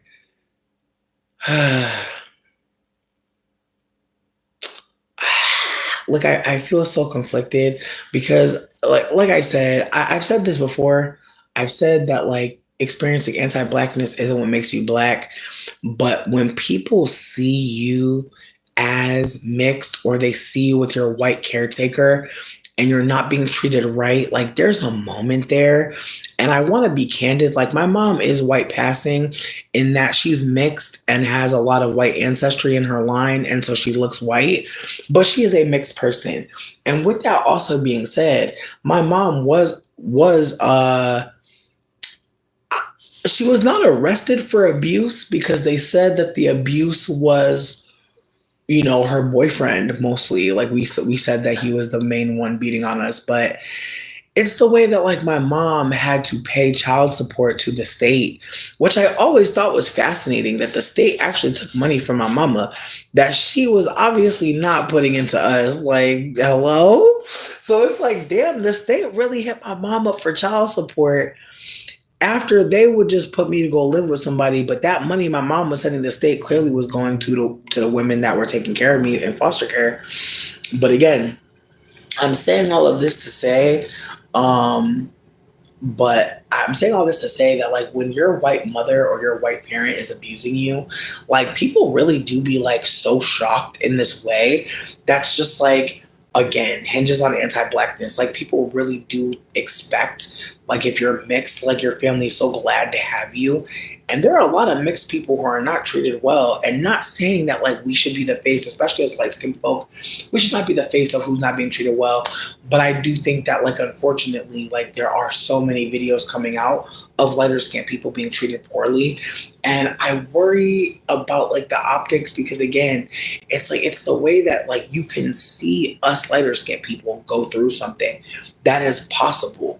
Like whatever happened isn't killing us. And so we have the privilege to tell the tale. And I think about that a lot, that like a lot of the times I'm talking about anti-blackness unfolding, I'm surviving it. And I'm not saying that to be on some like, and what? Like I'm saying that to acknowledge that like obviously like there was not a system in place to make sure I died. You feel what I'm saying? Like it's like when I'm calling the police, like I'm not saying they're taking it the most seriously, but sweetie, I have money coming from fucking that man trying to kill me. I ain't never been through no fucking domestic violence or bullshit with a partner. Like that shit. Like I have literally never had an experience like that. And again, it's the way I've tried to call and report these white bitches at my old job, and it's crickets. It's the way that them bitches are so fucking protected. Meanwhile, this black man is sending me restitution on not killing my ass, but scaring the shit out of me for at least like an hour. And it's like, wow. Like these women really like have me on like a do not fucking hire list. Like they've done a lot of damage to me. But the person the state can find to take money from is this young black man. It's crazy to think about. Like it's really bizarre. But again, I know I'm on a fucking tangent. I know I'm on a whole tear. I don't know how the fuck I got up over here. But I'm just trying to acknowledge that like white supremacy is like not anything that anybody can fucking fix in terms of like non-white people. Like the idea that anybody non-white is going to fix anti-blackness or going to change it, like that's not the case. But uplifting it, being candid about the dehumanization of whiteness. Like even James Baldwin talked about how white people were harming themselves.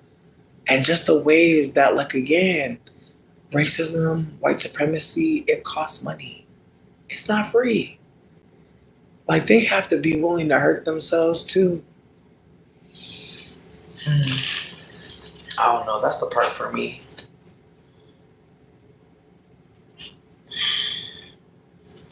Silence. No, yeah, no. The woman with the baby with the cart, the woman fall off the cart. I'm talking about that, but also the white woman that like went to go hug all the dancers, and like there were a bunch of black girls that popped out, like who said that they were the black girl in the dance competition. And how like people were like racist towards them, like how like there would be like white people who would be in the dance studio and the dance classes that would treat the black girls different. And it's like, damn, like again, there's just so many stories we haven't heard yet, and white supremacy is the reason. And I have to also hold that like once you say people are racist, like once you say like anti-blackness is unfolding, you you aren't doing anything, like you didn't do anything, but once you name it, like people will leave you, people will look at you crazy. And obviously, I don't have no elders, right? So nobody told me that. But I had to find out that, like, the more you uplift, like how white supremacy is eating you up or harming you, the more you'll have people that just get away from you. Because again, they're invested in whiteness. They don't understand why you don't just go do X, Y, or Z and better your situation. Like white supremacy will really have people looking at you like you're crazy. And again, it's the way that I had to like remind myself like what I have gone through in the last 12 months of life. Like I had to really like hold myself and really be like, bro, like you were living with a white woman who literally was trying to make you a slave. And the only reason why you became homeless was because you had boundaries and said, I'm actually not going to be a slave. And because of that, her wife made sure you was homeless. Like her fit, like she didn't even tell you herself, like, fuck you. She let some other bitch fucking get you up out of there instead of just being candid with you. Like she went out of her way to triangulate and attack. It's just like I have to remember, like, I'm not just down bad because I want to be down bad. Like I've trusted people in the name of, we both witches. We both doing spell work. We both I fuck with herbs. Bitch, let me tuck my titty in because I feel like y'all might have seen a nipple and I'm scared about that. I'm already deleting this live anyway, so I don't care. But I promise you, like, it's the way I swear I saw my titty ball, and I got scared. But yeah, no, I don't know. It's a lot. I know it's a lot, but I'm gonna talk about it because I can. I know it's not me. And also, bitch, honestly, my belly looks so fucking cute. Like, I'm so grateful to be chunky. Like, I really hope my belly stays, bitch, for real.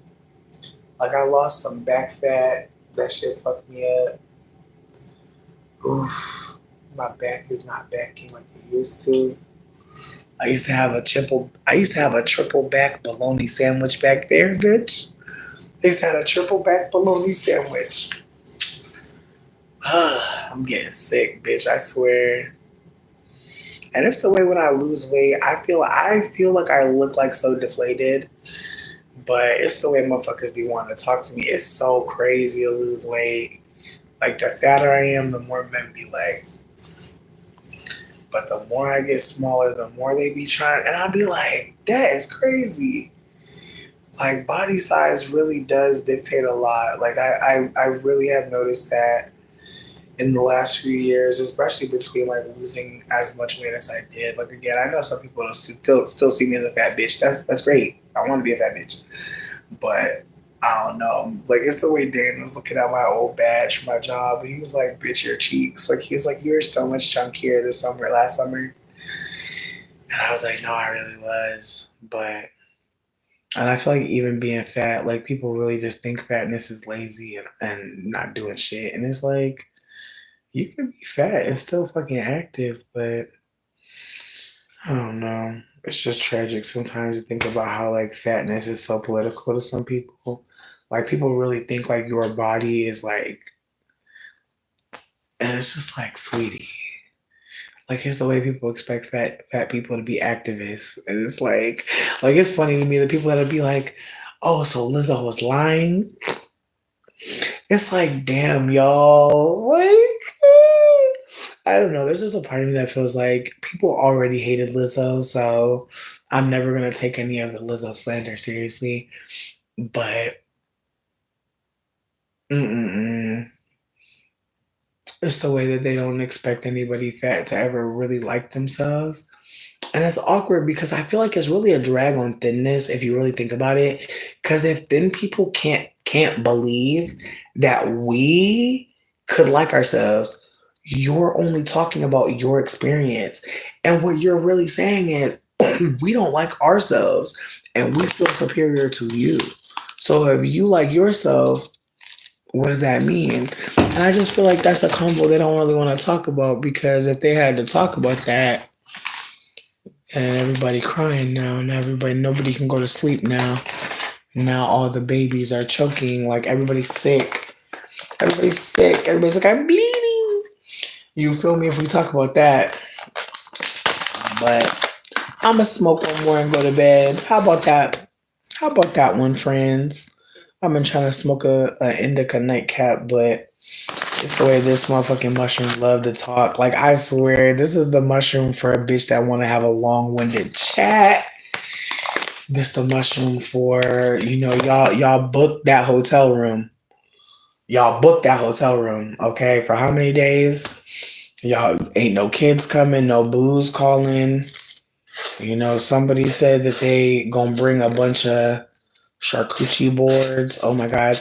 Low key, I seen this video where a bunch of friends had a party where it was like bring your own charcuterie board, which was so cute. The weed, I've been going between rainbow soap and slurricane just because I needed some pain relief. As thank you for hanging out, honestly. Like I'm glad. Like I said, the mushroom is very much a goofy bitch. Very silly, very thoughtful, but goofy. Thoughtful about the wrong things. Like I literally I remember I talked to this man one time for like an hour straight about Jafar. And he was being dead serious. Like I was trying to make him laugh, but he started getting invested. He was like, "Yeah." He's like, Jafar was just too evil. Like I can't take it. I was like, what did Jafar do to you though, personally? Because he's like, Jafar make me sick. I was like, what did Jafar do? Like, don't get me wrong, Jafar was actually like very terrifying because, like, in retrospect, wasn't he trying to get Jasmine to marry him so he could be like a fake ass prince or king or some shit? Like, he actually is a big ass predator, and I actually understand why you'd be scared of him and not fuck with him for real. But again, like, it's the way I was trying to be funny and be like, oh, people be out here evil. They be on that Ursula shit. They be on their Jafar shit. And he was like, Jafar. Like the way that he looked off into the distance, like talking about Jafar, I was like, oh, okay, so he's a fool too. So we started talking about it. Next thing I know, like he got me in a conversation about Jafar. I want to leave. I want it to be done. But he just could not stop talking about Aladdin. Then he started talking about who did he say was a punk ass bitch? And I had to agree. I think he said Donkey from Shrek. Not to go back there. I know it's crazy to go back to Shrek, but yeah, I think he said Donkey was whack. I was like, really? Again, we was talking like it was real people, bitch. Like low key. mm, I love that though. I love talking about fake ass shit. The bring your own board video, yes. No, like Trilly, I'm trying to link with you so bad. Like it's the way Dane's trying to buy a van. I hope he does. Like, ugh, I don't know. I'm terrified, y'all. Like, I really love this man, but it feels so crazy to be in love with somebody. Like, it feels wild. Like, it feels insane. Like, I feel like I've never been this patient. I've never been this understanding. I feel like I've never been this present. Like, it feels good, but there's also a tiny part of me that's like shook because it's like, what the fuck? Like I feel like I'm treating him good, but I'm also like worried like that. There's more. There's more to do. And I think again, I know that like being in a relationship is probably not what I need to be doing. I feel like that's my biggest fear is that like right now I probably need to like just focus on like building myself up. And I'm grateful that he's here, but I feel like I don't know. There's just moments where I wonder like how he perceives all of this going down because there's just moments where I'm just like, man, like time is so fucking weird. Like it's wild that we have numbers assigned to amounts of time. Like it's wild to think that like it's been not even like 2 years of me like having stable housing. Like it's like it's not even like since I was homeless during the pandemic. Like I have not had state of stability in years. Like how is that affecting me? Yeah, probably. But it's like, can I focus on that? No. And then I think about how there's so many of us that like there's so many things affecting us, but can we focus on that? No. And just the ways that like I feel like even during the pandemic, it didn't feel like it was time to focus on ourselves. It felt like we were being put in jail. And I actually want to go back to that time, like in some way. I want to do as much research as possible because I really do feel like something must have been happening in 2020. Like there must have been something that happened because we really lost that whole year. Like, do you ever think about that? That we really stayed in the house. Like, doesn't that kind of scare you? Like, just a little bit in retrospect. I know we've been laughing, but there's moments where I think about what was happening out there. And people saw people creating things, doing things while they were in their homes. I just remember being in the house and I actively stopped focusing on people. Like, I just remember like stopping noticing what they were doing. And life became way more individualistic and intimate. And I'm saying that in a live, right? Like we're in a live chat room together. So how intimate can it be? But even still, it's like, I don't know. I'm trying to explain something that, man, I don't know. There's just times where I'm like, have we shifted so far away from that? Is it worth even thinking about 2020? You said you're in Tampa. Are you okay? I mean that genuinely because I just, the last fucking 48 hours out of Tampa has been really interesting. Like terrifying. Not interesting actually, but hope y'all are good though. Dead ass. Like I feel terrible because it's like I'm not in a great state. My state turned red, right? But it's the way that like Florida constantly, like I found out somebody just bit somebody in Florida and it had me thinking about how like, like again, at some point, I don't know. It's like, are we gonna know when the zombie apocalypse is here? Like that's my thought process. Motherfuckers talk about somebody bit them. I'm like, that's interesting. Like, but I watched a lot of Resident Evil, bitch. Like, that's the last thing I need to hear. Like, nothing biting. I'm crying. I'm screaming. Not get a job at 1:30. Sweetie, they said get you to the motherfucking. I don't even know. I'm so ignorant. I'm like, the fuck, what is a job that people are doing at 1 o'clock in the morning? Like dead ass. Like I know my man be doing delivery, bitch, but I'm crying. Like imagine coming in here to tell me to get a job. Like, okay, what else? I'm crying. Like the first guy wasn't compelling. You think you're gonna do better? At least make a song, you know? Like the Donald Trump song, they had a message, man. Those horns, the maracas. Like they knew what to do. Just saying, like it's the way some of y'all really want people to be mad. Like again, this is the perfect strain to be like in a live chat with someone who's like being mean because it's like again, it's just funny because it's like you really wrote that, like you really used your phalanges. I just want to pull that out there out of my booty. But yeah, no, I think at this point I'm gonna probably freeze the rest of this. Cause this was a fun ass cup. I feel like I want to come back to this cup at another point in life, but I know I can't do that for at least 3 days. But I'm gonna freeze that shit. Honestly, I was getting paid to eat sandwiches, so if you want me to break silence about that, I might come back and tell y'all my story. But yeah, no, I definitely gained some pounds for some food. Exactly. That's what I was saying. I was like, I got a man that's a delivery driver. I used to work in the night shift at fucking the hospital. Exactly. I appreciate folks that are at work right now. Thank you for hanging out. For real. Like I hung out with Nubia the other day. I know Nubia ain't been in the chat for a minute, but I promise you there's no beef between us. Like they literally work the night shift. And I got to watch them at work, which is really fucking cute. Like they did their hair recently. Like they got like blonde finger waves. Oh bitch, they look amazing. And like they're trying to like do some platinum braids just for the grow out. And I love when a bitch tell you their hair plans. Like, there's just something sacred about that. Like when you know, like act one, act two, act three.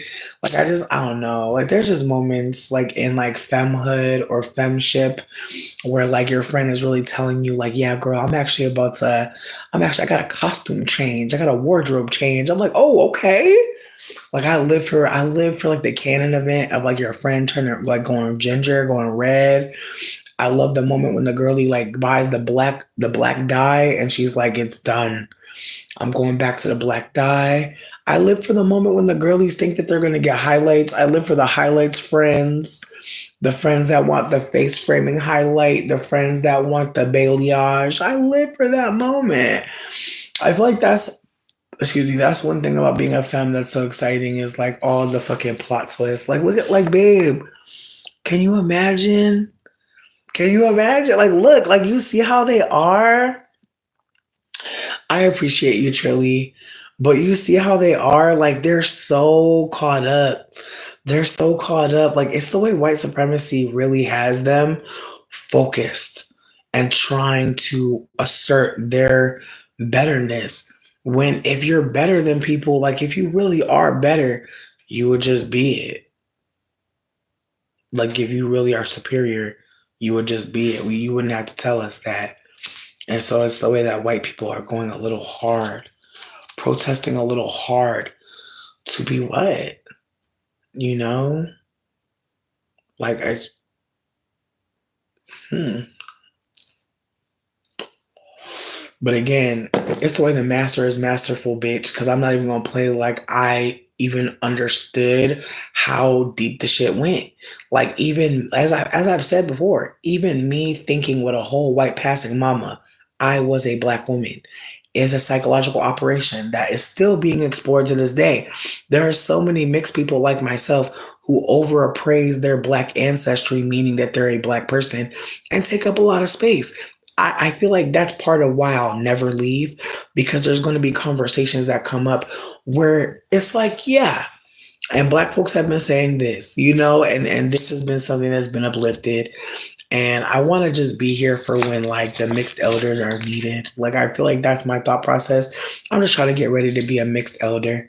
I'm gonna be a elder to somebody, and I'm just trying to be mindful of like what it's gonna look like because it's the way that I see people on the internet all the time, all different ages, and like that's what it's gonna really be.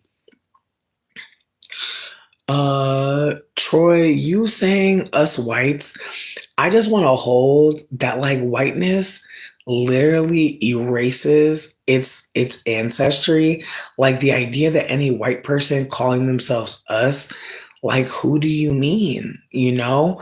It's the way that they don't even know. It's the way that white people have different white people that they don't fuck with. It's funny saying that like they're going hard in Africa. It's like, sweetie, it's the way that like a lot of y'all were chased away from the table and they brought in the Chinese. Like it's part of why y'all are fucking trying to fight with the Chinese through the fucking US proxy. Like let's be candid. Like America has been ate up for a while. And it's the way that the people that have worked the hardest are people of color. And it's the way that white people are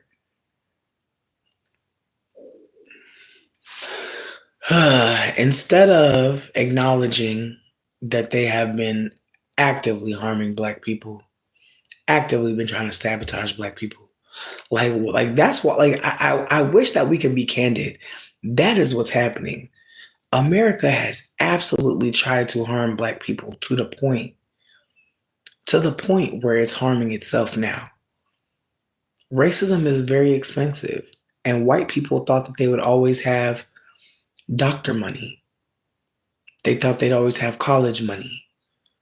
I did not come up with this concept. I try to uplift things that I hear. And a black woman said this, and I cannot unhear this. Like, she is very aware. She's very aware that white people would rather try to keep black people from having the same shit as them to the point where some of them don't have anything because they're trying so hard to stop people from getting it. Here's my thing. I'm not interested in talking to a lot of y'all. I'm gonna keep it a buck. as I said, I'm about to dip, but yeah.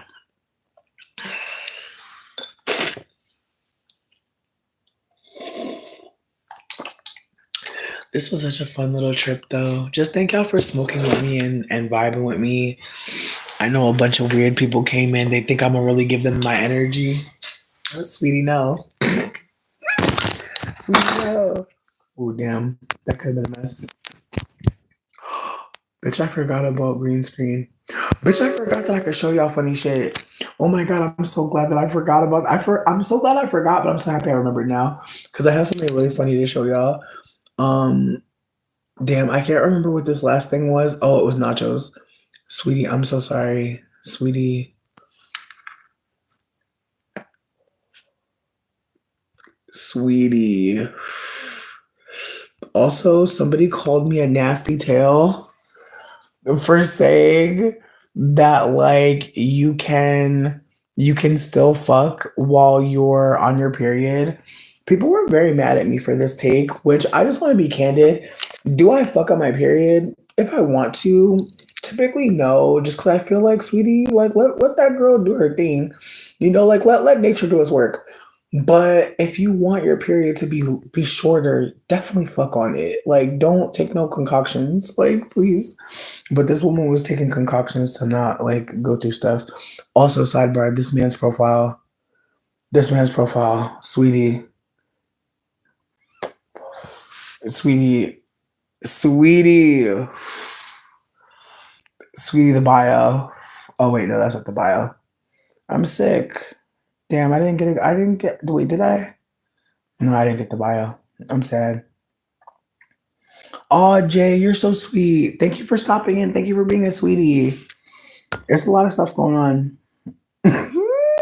Sweetie, I don't know. Sweetie, I don't fucking know. Like, again, I'm sorry in advance, like, for showing you any of this. I know. Oh my god. This little meme had me laughing, but again, it's really random. Oh, also one of my favorite videos on the earth. Damn, I'm so sad that I can't zoom out on that one. That seems dramatic. Yeah, no, that man is out of control. This video is called Inconsistency by Ayanda Stud. I've shared it before, but their name is Ayanda Stud, Ayandastod. Their videos are what taking mushrooms is like, and I'm not trying to do too much, but I'm so grateful I get to tell y'all about them. I'm trying to. Ooh, this made me laugh too because it's goofy. Also, I'm like, is that peanut butter, bitch? The shit look kind of, it's setting off a little bit. Just a little something. Mm-mm. I'm trying to see. I feel like I don't have too much new stuff to show you. Oh my god. Oh yeah, there's another man. This man's profile kind of threw me. Bitch. Sweetie. For anyone that's listening, this man's profile says, I just want a pretty bitch that can cook. Nobody over 31. Keep in mind, he matched with me, so I'm actually terrified. And I want to also be candid. I swipe on everyone just because you really never know, bitch. It could be a blessing or a lesson. That's really my energy. I know I'm messy for that, but I really will swipe on everybody because you never know, bitch. But he literally said, educated, good vocabulary, some pretty ass feet. I don't trick, buy content, follow you, send you lunch money or gas money. This ain't that. Try a rookie. I'm crying at Uncle Elroy though. Again, like, sweetie, his profile just had me screaming. Like, he wrote a couple other funny things, but this is the one that really took me. He's like, damn, educated with pretty feet. It got to be under 31. Good God. Ooh, also I posted this a while ago, but the mushrooms ban in Florida is like really happening, which really sucks. Not really for me because I'm not in Florida, but like the people that are in Florida that are creating that I've been growing, because that's been happening. Like, please know that. Like, if you have tried psilocybin, if you tried hallucinogenics, you want to go to Florida with them. Like again, as someone that knows Florida's messy, I've been in Florida. I've been in like the beautiful parts. I've been in the swampy parts. Oh my God, it's so beautiful. Like, it makes me sick that like Florida gets seen as like a crazy place. Like, don't get me wrong, it's not. That's a lot going on, but damn, you know, like sometimes I just get depressed because Florida is so delicious. Damn, Florida is so delicious. Mmm. There's so many people don't know a damn thing about Florida. They just know that it's fucking crazy as hell down there, which I get. I actually don't want nobody to think that Florida is anything than what the fuck they've been hearing. Don't gaslight yourself. Please don't gaslight yourself. Sidebar, bitch. I ended up sending the foot to the dude. I feel like I told y'all this. I don't care. I know that it's probably wrong to catfish a man. But I don't know this girl, and I don't know who foot this is for real. All I typed in was a foot. But I typed in plus size foot. I think I typed in like plus size foot, like low key. I'll say that I typed in plus size foot because I didn't want to try to send him no skinny foot. That's not realistic. I needed a hoof. I needed a big foot. Exactly. I needed a foot, but I needed it to be a bitch. You see that little hand in the background? It's giving a lady's foot, okay? He believed it, bitch. He believed it. But then I fell off on talking to him. I told him I'm on my period or whatever the fuck, because, like, bitch, honestly, I just want him to be wanting, you know? That's my plan.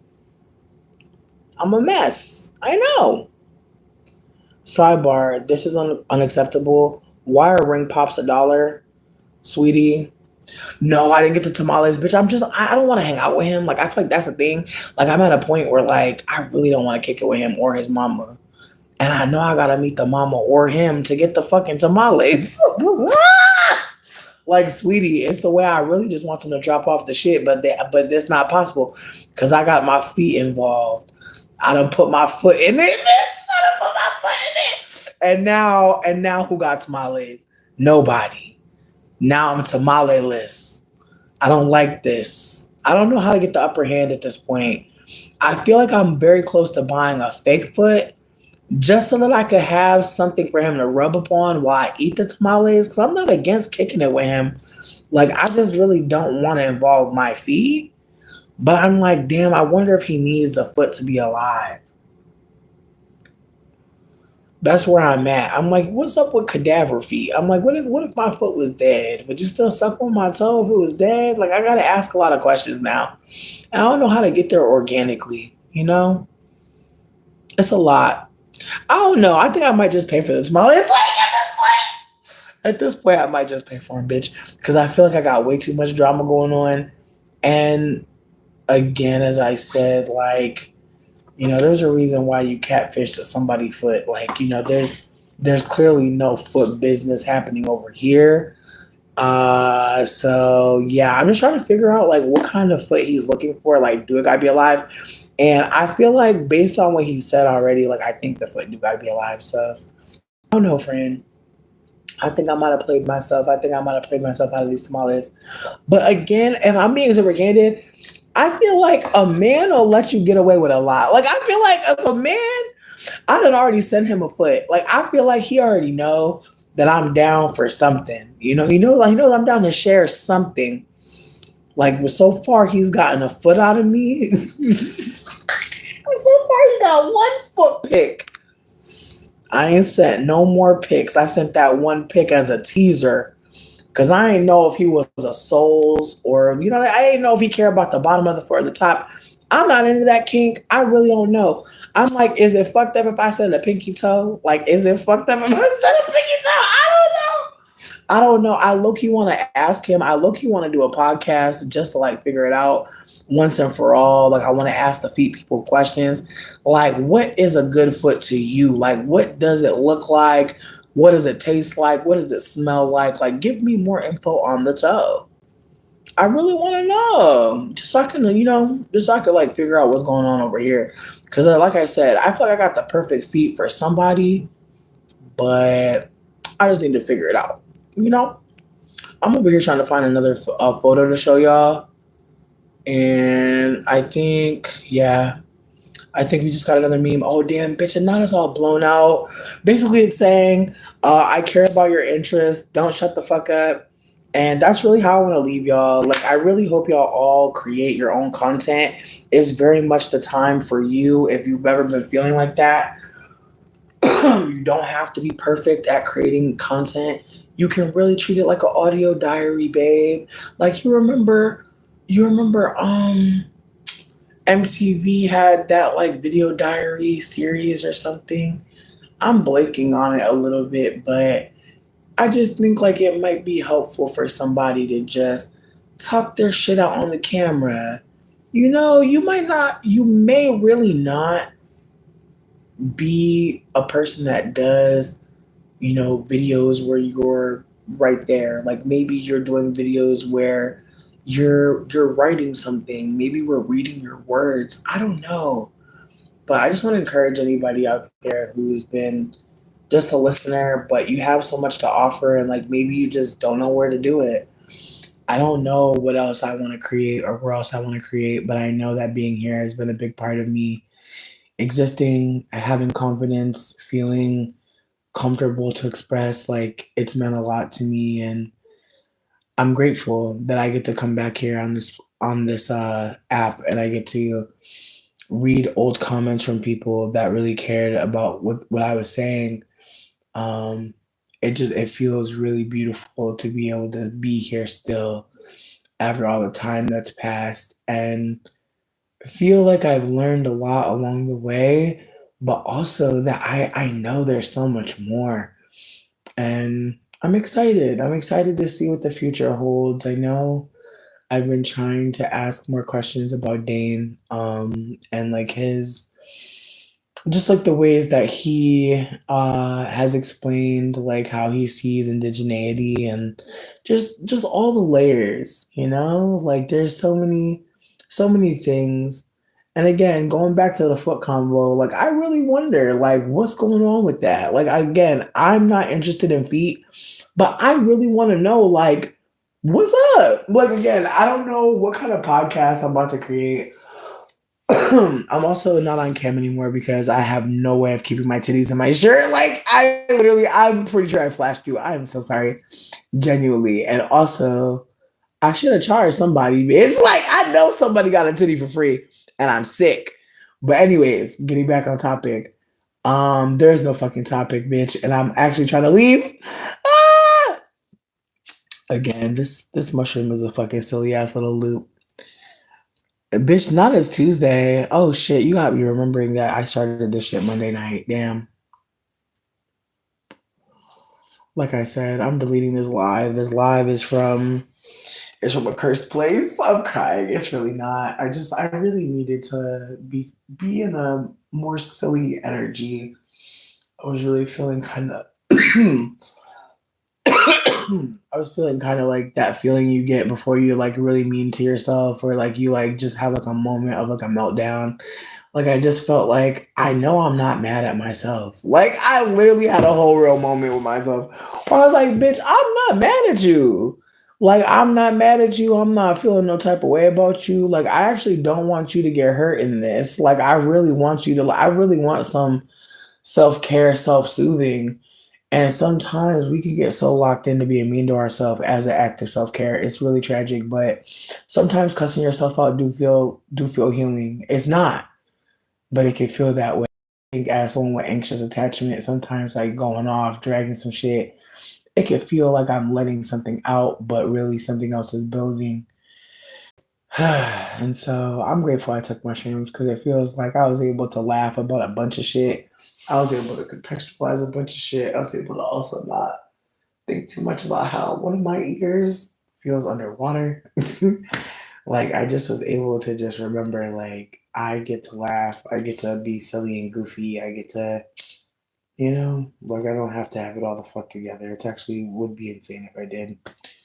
I'm grateful. No, listen, I appreciate hanging out with y'all. Truly, I'm also excited for you to like just get some relief and some vibes. Like, please know I'm sending nothing but love your way. Like, only loving vibes. And I'm also really excited because I know I mixed a jar of honey for someone today and I'm wanting to cry because I'm just like, yo, like, this person's been waiting for so long and they finally like reached out to me and it just feels good to be able to like have everything together, but then also like again like another person like finally getting things together. It's just like ugh, like I feel so good like getting things together, but again it's the ways that it's like a dance, the timing, the energy, the all of it. It's one part of capitalism that I really want to punch is like that feeling of like feeling like you're doing better because you got money. Like I really hate that feeling. I wish we could burn it. Cause fuck, you know? Like it's the way that so many of us are gonna get less money and we're gonna feel less good. And it's like, no. Like, but damn. Mm, I don't know. But yeah, no, just thank y'all for hanging out on this one. This one was really silly and fun. I do wish that like I would have maybe like done this in the Discord only because who knows. But I feel like I'm trying to figure out how I want to come with the Discord just because again, I don't want to hoard all of the Discord folk and like have y'all be in like one space like for any particular reason. My thought process was it might be easy to like watch stuff together and like hang out in a different way. But I really want to watch some videos from a couple YouTube creators and I don't know what it looks like to have a discussion about someone's video. Like, I don't know what folks would want out of that. I'm open to figuring out what that could look like. And even talking about this makes me want to cry because it makes me think about living in New Orleans and how, like, there'd be so many events where, like, you could go somewhere and, like, learn about something. And, like, learning didn't stop, like, just because you're in your 20s and you're drunk as fuck a lot of the time, or you're high as fuck, or you're a workaholic. Like, there were so many things. Like, there were classes for self defense in my backyard sometimes.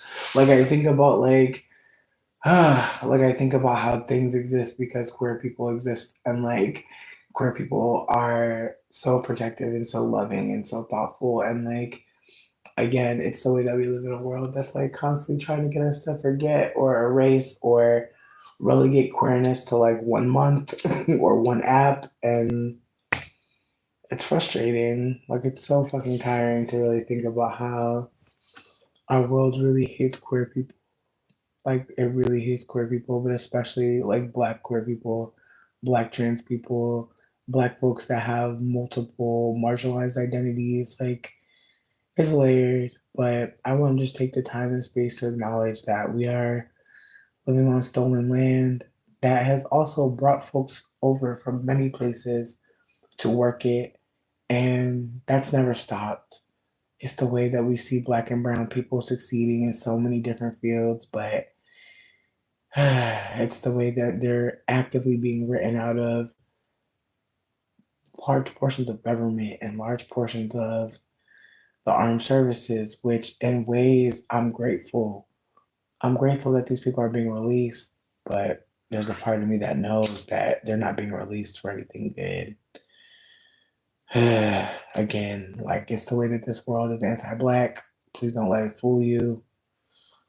But also don't let it make you think that that is how anything is meant to be. Like, please don't get caught up in thinking that we have to match the energy. Absolutely fucking not. But again, as I said before, like, I'm trying to fucking leave. But I feel like I can't just, I don't know. This mushroom really, like, it just really reminds you of, like, bitch, once I get some rest, I will be okay. Like, I swear, like, it's the way I was going through something earlier. And now I'm like, bitch, wait till I fucking get some REM sleep, bitch. Wait till I have a deep dream, ho. Like, low key. Like, wait till my motherfucking shit is motherfucking rejuvenated because I had the right kind of cycle of rest, you know? Like, that's how it feels. It feels like, I'm a back.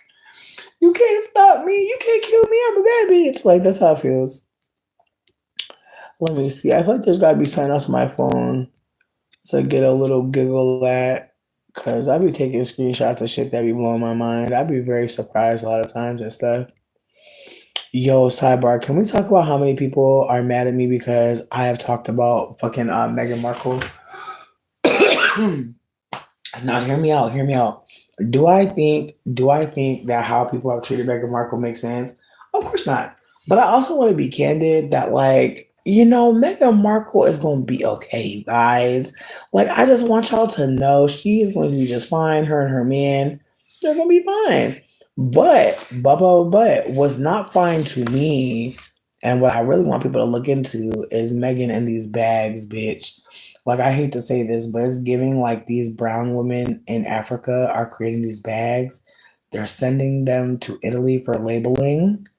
And then there are many, many, many women who are buying these bags and these women are not getting paid. Unfortunately, like there was just like word that like some of the women who were creating the bags just found out how much money they were actually being sold for. They are being paid dollars. These bags are selling for hundreds. And so I want to be candid that I don't think that Meghan Markle is a friend to anyone who is non-white. Like I know that some people may unfortunately see us mixed light skinned people go through anti blackness and think we're going to be making the right decisions. It's unfortunate, but it's not the case. I don't think that what she went through with the queen was right, duh. But at the same time, I don't think that using her like richness to like steal from people from Africa makes sense either. But again, I'm not trying to make it seem like I'd be like going up for her or like stand for her or even like campaign against her. I just genuinely think it's wild to see how she has used like black women like to make it seem like she is a good person. Like it really blows me to see. And it really just makes me think about how us mixed people really cannot be trusted. Like no matter how much we may want to be, in a certain space, be seen a certain way, I just feel like, and I say this as a light skinned person who is mixed, don't trust us. Like we really have done some weird stuff, and I'm talking from my own perspective as well. Like just things that I have again in retrospect watched back, and I'm like, damn, like what made me think or say that? And again, I'm gonna hold that like internalized anti-blackness is a thing, but I also feel like when you're raised by a white passing person, when you have white people in your ancestry, there's just a way that like you're kind of taught, especially as a mixed person who is seen as like attractive or beautiful. Like there's just a way that people talk to us that lets me know that like that's what they want to happen. And I want that to be like something that people maybe consider that like there are people out there who are going out of their way to create light skinned mixed people. It's not a fucking coincidence. I need people to hold space for this, that like this is an active desire. And so, with that being said, to operate as if, people aren't going out of their way, it's really weird, but it's also not historical. And so again, it's the way that I have to sit with the fact that, my dad didn't want to create black children, but he did create brown children, but that didn't really matter to him. And I have to also hold that, like, in America, like, I will always be read as a black person, depending on who sees me. And again, the ways that, like, I don't know who I am in the room. And so there's moments where like I'm not sure how I should be receiving this or that person because again, it's the ways that I used to think like it's the way that I used to really operate like okay, if I see anybody who seems like non-white, I'm going to go out of my way to talk to them. Now I'm like, oh, if I see a black femme, I'm willing to like reach out as long as it's not annoying because I feel like here's the thing. I'm not trying to like be like popping up in the middle of a black woman's life and be bothering her. But I've had moments with like black women where like they'll be like, "Oh, your hair looks really cute," and I'm like, "Thank you so much." And we'll have like a back and forth of like compliments, and it's really cute. But it won't be more than that. And I'm grateful. But there's moments where I'm just like, man, like there's always moments where I think to myself like, could that have been more? Like, am I being weird? And again, it's not that I'm trying to bother anyone, but there are moments where I wonder like I don't know, like this is gonna sound how it sounds, but I feel like because I've been on the internet for like since I've been like a teenager, I've never had to like find friends. Like I feel like I've just gone somewhere and people just knew who I was. And like I feel like even saying that sounds insane, but I'm just trying to be candid that like any place I ever lived, like somebody knew about me from the internet. So I never really had to try. And I feel like that's part of like why I think it's hard for me to maintain friendships because I'm not actually like going after people to be my friend. I'm kind of like, oh, you heard about me from the internet? Cool. Like, thank you for appreciating me. Like, I'm not making it feel like it's so hard to get to know me because I really don't think I'm that hard to get to know. But yeah, I feel like I'm just like rambling slightly, but I guess I'm saying all this to say that like living out here, I've been trying to like, put myself out there a little bit, try to make some friends, but I'm also trying to sit with the reality that, I'm kind of boring. And like I think like that's like the bigger thing is like realizing that, I want to listen to music. I want to maybe sit by a fire, maybe eat a hot dog. Like I'm trying to remember that like hanging out with people is like energy, like it's time. I want to do it. I feel like I do it here, but I feel like it's so not the same thing. And I think that's the other thing too. I remember one time it was so embarrassing. Like I went out and like I thought I was just like being funny and somebody made the remark like they were like this isn't a YouTube video and I was like yikes, like am I like talking at people like they're not like here with me, like that's all I could think and I never asked them to clarify, but it was just kind of like damn, like is this like am I like I'm thinking I'm like being funny at a party and then this person's making the joke that like I'm seemingly operating like I'm on YouTube or something. And I just like was like, damn, like I wonder what the fuck that means. But also I think about how like I just said, like I feel like I haven't had to try to make friends with people. I think people a lot of times just come up to me or assume that we're gonna like each other or assume based on something superficial that we're gonna rock. And again, it's the way that I'm not saying this to be flexing. I'm saying that some of us are stunted emotionally, like socially, and not because we want to be, but because maybe we've invested a lot in like parasocial relationships. Like I feel like it's very easy for me to talk to someone online and get to again talk to them very easily. Like if someone is online a lot, someone likes to video chat, someone likes to text, someone likes to send voice notes. Like I feel like usually like those are the friendships where I thrive. But I think like friends that want to meet up in real life, like not as much, honestly. And I think about how, again, like right now, like I want friendships that are outside, but I don't know. There's just times where I think about, like I don't know. I feel like right now my fear is like white people that don't know what to do if somebody white pops out. And I'm not even saying just like it's like being fucked up to me, or being anti-black. Like I'm saying, like if somebody white just happens to get Aggie, like I don't really want to have to explain to anybody white like what they should do. And I think about that. I think about like being in a relationship. Oh, damn, they just cut me. But I'm back. But I think about relationships with people. This video I watched really just had me sitting with like the intimacy of conflict and like being like, hey, like I still care for you and I don't like this thing that you did. And so if we could talk about it, maybe we could actually stay in each other's lives and maintain connection.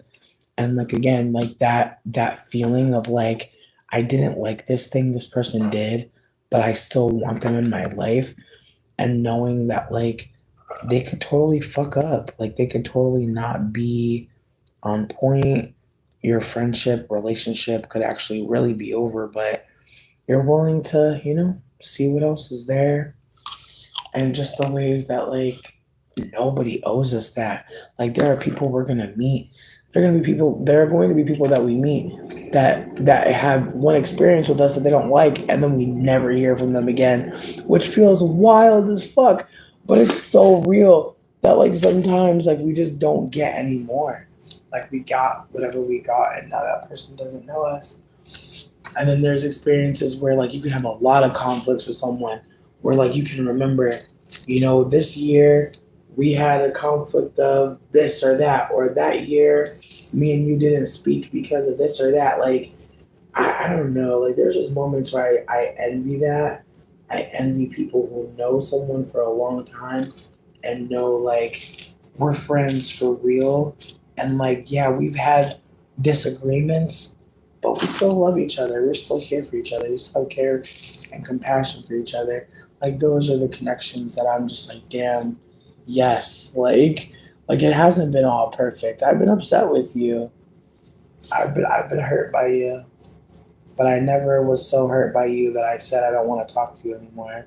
And I think about that too. I think about how, sometimes people will have so much care for you that they'll hold space for you through stuff that just feels wild. Like they'll still be there when you feel like you have crossed the line. And then the connections that you have where you really don't know what the fuck you did, but y'all are not cool. And that person's not going to tell you. And maybe it's for the fucking best, low key. But it's the way that you could cross a boundary with someone and never know. And you never speak again. And sometimes I wonder, like, does that person know that they don't want to connect? Or are they afraid that of the labor it would take for us to get back on track? Because I feel like that's another part of this too. Like, some people don't want to put in labor in a relationship. And I don't know. Like I said, I know I'm rambling. I know I said I was gonna leave. Baby, I'd be lying. So that's one thing about it. Like, sweetie, as much as I be saying honestly, bitch, I be motherfucking lying sometimes. And I feel like, again, it's the way that, like, there's moments where I wish I would have fucking lied. But I was like, I didn't think about the stakes. I don't know.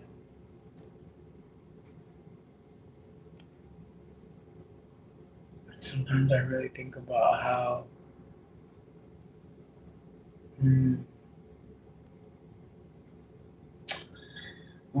I just really started thinking about, like, manipulation. Like, that's